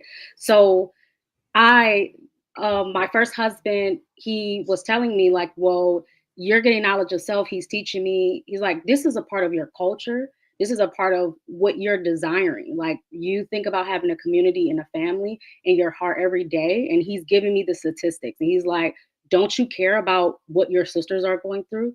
Don't you care that if you want the community, can you see the connection between you embodying this? So I then read We Want for Our Sisters What We Want for Ourselves by Dr. Patricia Dixon Spear, African-American women who practice polygyny by consent, because I had to understand the consciousness behind a woman who would do it, because I wasn't born into my culture, right? So I had to re-educate myself and really learn how we practice this as in melanated women prior to European colonialism, right? Because that's a fact. 80% of the world practiced polygamy prior to European colonialism. So that means our minds are polluted if you look at it from any other perception than community building. Okay, that's interesting. I'm not sure about the 80% part. I'm gonna have to look that up and see. I'm not challenging you on it, but I am sort of challenging you on it just because I just haven't seen the documentation. So, okay, here's my question. Well, if it's not too personal, Um, do you have children? No, I do not have children. Okay. All right. My question is, when you have children, since you do not, how do you think they will be affected by being a part of this collective that you're building? Hmm. That's a great question. I also have experience with being a second wife to a Black man and a Black woman in America, and the children adopted very well. So we're talking about children with in which their minds are less conditioned and fixated with all these preset notions of things, right? So that's what make children, of course, more vulnerable, and what you all do in terms of defense strategies for our enemy know that. But in terms of family building, it's a very beautiful thing. So me coming in as a second wife, it was just like, I'm Mama Asha, I'm your father's other wife, and I'm mommy's sister, right? And so through that, it just beautiful. Like, that's how they viewed me, and they adapted to it very well. And these were children between the ages of 2 months to 8 years old. And it was 5 children total. Okay. All right. I was just wondering because, I mean, we're being completely honest. The situations that we have now, it's not as if something Mhm. similar isn't taking place in a lot of homes, and people have to Mhm. use people by whatever titles that they give them. Yeah. You know what I'm saying? So, Yeah. and is it's a question. It's not. Mhm. We already don't have all types of complex relationships going on. Yeah. I mean, you brought up a good point, right? And that was communicated with me as from spirit, like as clear as day, is that Black people already practice polygamy. I was born into a family in which there's dysfunctional polygamy. It's just disguised as monogamy, right? So my mother and father have been married for over 20 years, but my father had two other baby mothers. I have other children outside of my mother, and then my mother has two other baby fathers outside of my father. I have siblings on that side. That's polygamy. It's just dysfunctional. Now, right? So that's what was communicated to me as well in terms of my purpose. So I have that experience. And so what I do now is I do classes, teaching, right, coaching one-on-one with couples, families, so that this can bring the structure and the education behind it, right? Because we know that it is the true female power is in family and community building. So, that's what they had worked through with our women, is then becoming agents to the destruction of our own community, is to destroy that. Yeah, there. I'll put it this way: both sides have bought into things that have helped to destroy our community. Like the next show I'm gonna do is gonna be on hip hop, and to talk about, at least in the post integration era, to talk about how hip hop has been used as a weapon of war, Mm-hmm. or to not talk about it, right? But to only talk Mhm, about like things like feminism. We've come under multiple attacks, and so I always like to give people multiple mhm, perspectives on what is taking place. But without question, like I said, I did a whole lecture, The Death and Rebirth of the Goddess Black Woman, dealing with the origins of feminism, who was behind it, how it has affected us every day. Brothers and sisters that are in here that have seen it, it speaks for itself. mhm. Um, so I definitely understand that. Um, I'm trying to think. Do I have any other? Do you have anything else you want to say before we close out? No, I can just share that if you all want to learn more information, you can just follow my social medias. So we have the Mahi Sister Wife Tribe, that's on Facebook and Instagram. And then my personal tags are I am Asha Sekmat. And then my website is www.ashasakmat.com. So that's it. I mean, I'm living in my purpose. So this is what I was meant to do. All right, sister. Well, I greatly appreciate you coming through. I knew that this would be a discussion that you'd be interested in, and I did definitely wanted to hear your perspective. And I like the earrings, by the way. So, um, yeah, just glad that you came through. We hope you won't be a stranger. And with that, we'll just again, thanks. Yeah, definitely look forward to many more collaborations and connecting with you. I've been definitely following the Straight Black Pride for years now. My first husband introduced me to Irritated Genie, and that was I ran with it in terms of knowledge of self and really. So this is where, if it's anywhere I want to support, it's going to be this. So I look forward to it. Thank you for having me on, brother. Love it from the heart. I loved everything. All right. Well, thank you, and I'll tell Brother Jamie that that you helped bring. I mean, that he helped bring you into consciousness. Oh, definitely, for sure. All All right, right, sister. thank you. Okay.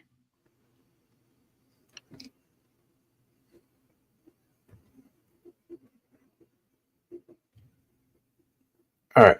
Um, I forgot to put the rules of the show up, but hey, it is what it is. Always be respectful to each other. Never use derogatory language towards Black people, and do not demean our women. Let's see. Oh, brother. Oh, my bad, brother. You got to talk.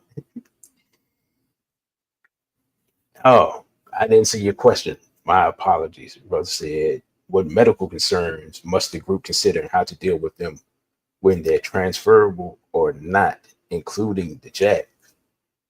Sister Asha, if you want to answer that in the chat, you can. My apologies, brother. You got ripped off. Did I miss the question? Or if the sister, if you want to come back in and answer that, um, that's up to you. So, my bad, brother. You got ripped off. I didn't do it intentionally. I didn't see the question. So I get a sister a few. What? Where's our music? Well, I'll add our music back.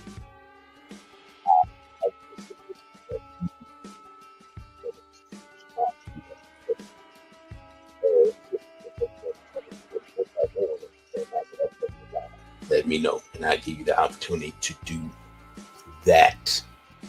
So, anyway, again, you can follow me on Instagram at dc.radical1, on Twitter at dc_radical_ONE, on OTW2 at dcradical1, and you can donate via Cash App, $DC_Radical1, and you can email me at dc.radical_1 at protonmail.com. And the sister says it's best practice for everyone to have documentation of all STD testing. And the brother did also ask, as far as people who have taken the jab, if you who have not taken the jab. I don't know if you saw that question, sister. So, because that is, goodness. And she says, do not engage in any activities without proof and documentation and clear of all diseases. You just reminded me of something. I was planning it. I was in the works of planning an event, and the whole jab situation. I forgot all about that. I gotta reconsider some things. I got it. Oh, but you got ripped off. Why you bring me back to reality? Anyway, so if anybody else, brother, if you can put the link back in the chat one more time, because I still can't. If anybody else wants to come on, they want to say any final words, I'm gonna give you about 36 seconds to do that, and otherwise we will close out. I personally think that this was a phenomenal show. Don't forget to, if you think this was worthwhile discussion, and I definitely wanted to have some other sisters on who disagree with this. I was definitely wanted to hear that as well. Maybe next time, because this won't be the last time we have this discussion. We'll just be completely honest. y'all let me know. But whatever you do, don't forget to like, share, and subscribe, because I think we do good work, and I think these type of discussions are beneficial. So anyway, my plan is to come back on tomorrow and talk about hip hop situation, and Monday to talk about what's going on the continent. And after that, now it might be a while till I see y'all. So with that, brothers and sisters, I thank you all for listening. Don't forget to like, share, and subscribe. I'm your host, DC Radical One. This has been SBL Talk. With that, I say a BB for ODA and straight black pride.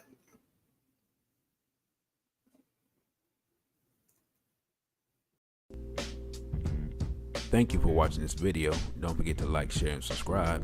Also follow us on our other social media platforms. On Instagram, we're at dc.radical, the numeral 1. On Twitter, we're at dc_radical_ONE. And the Cashapp is $DC Radical 1. Again, thank you for subscribing. A BB for ODA and straight black pride.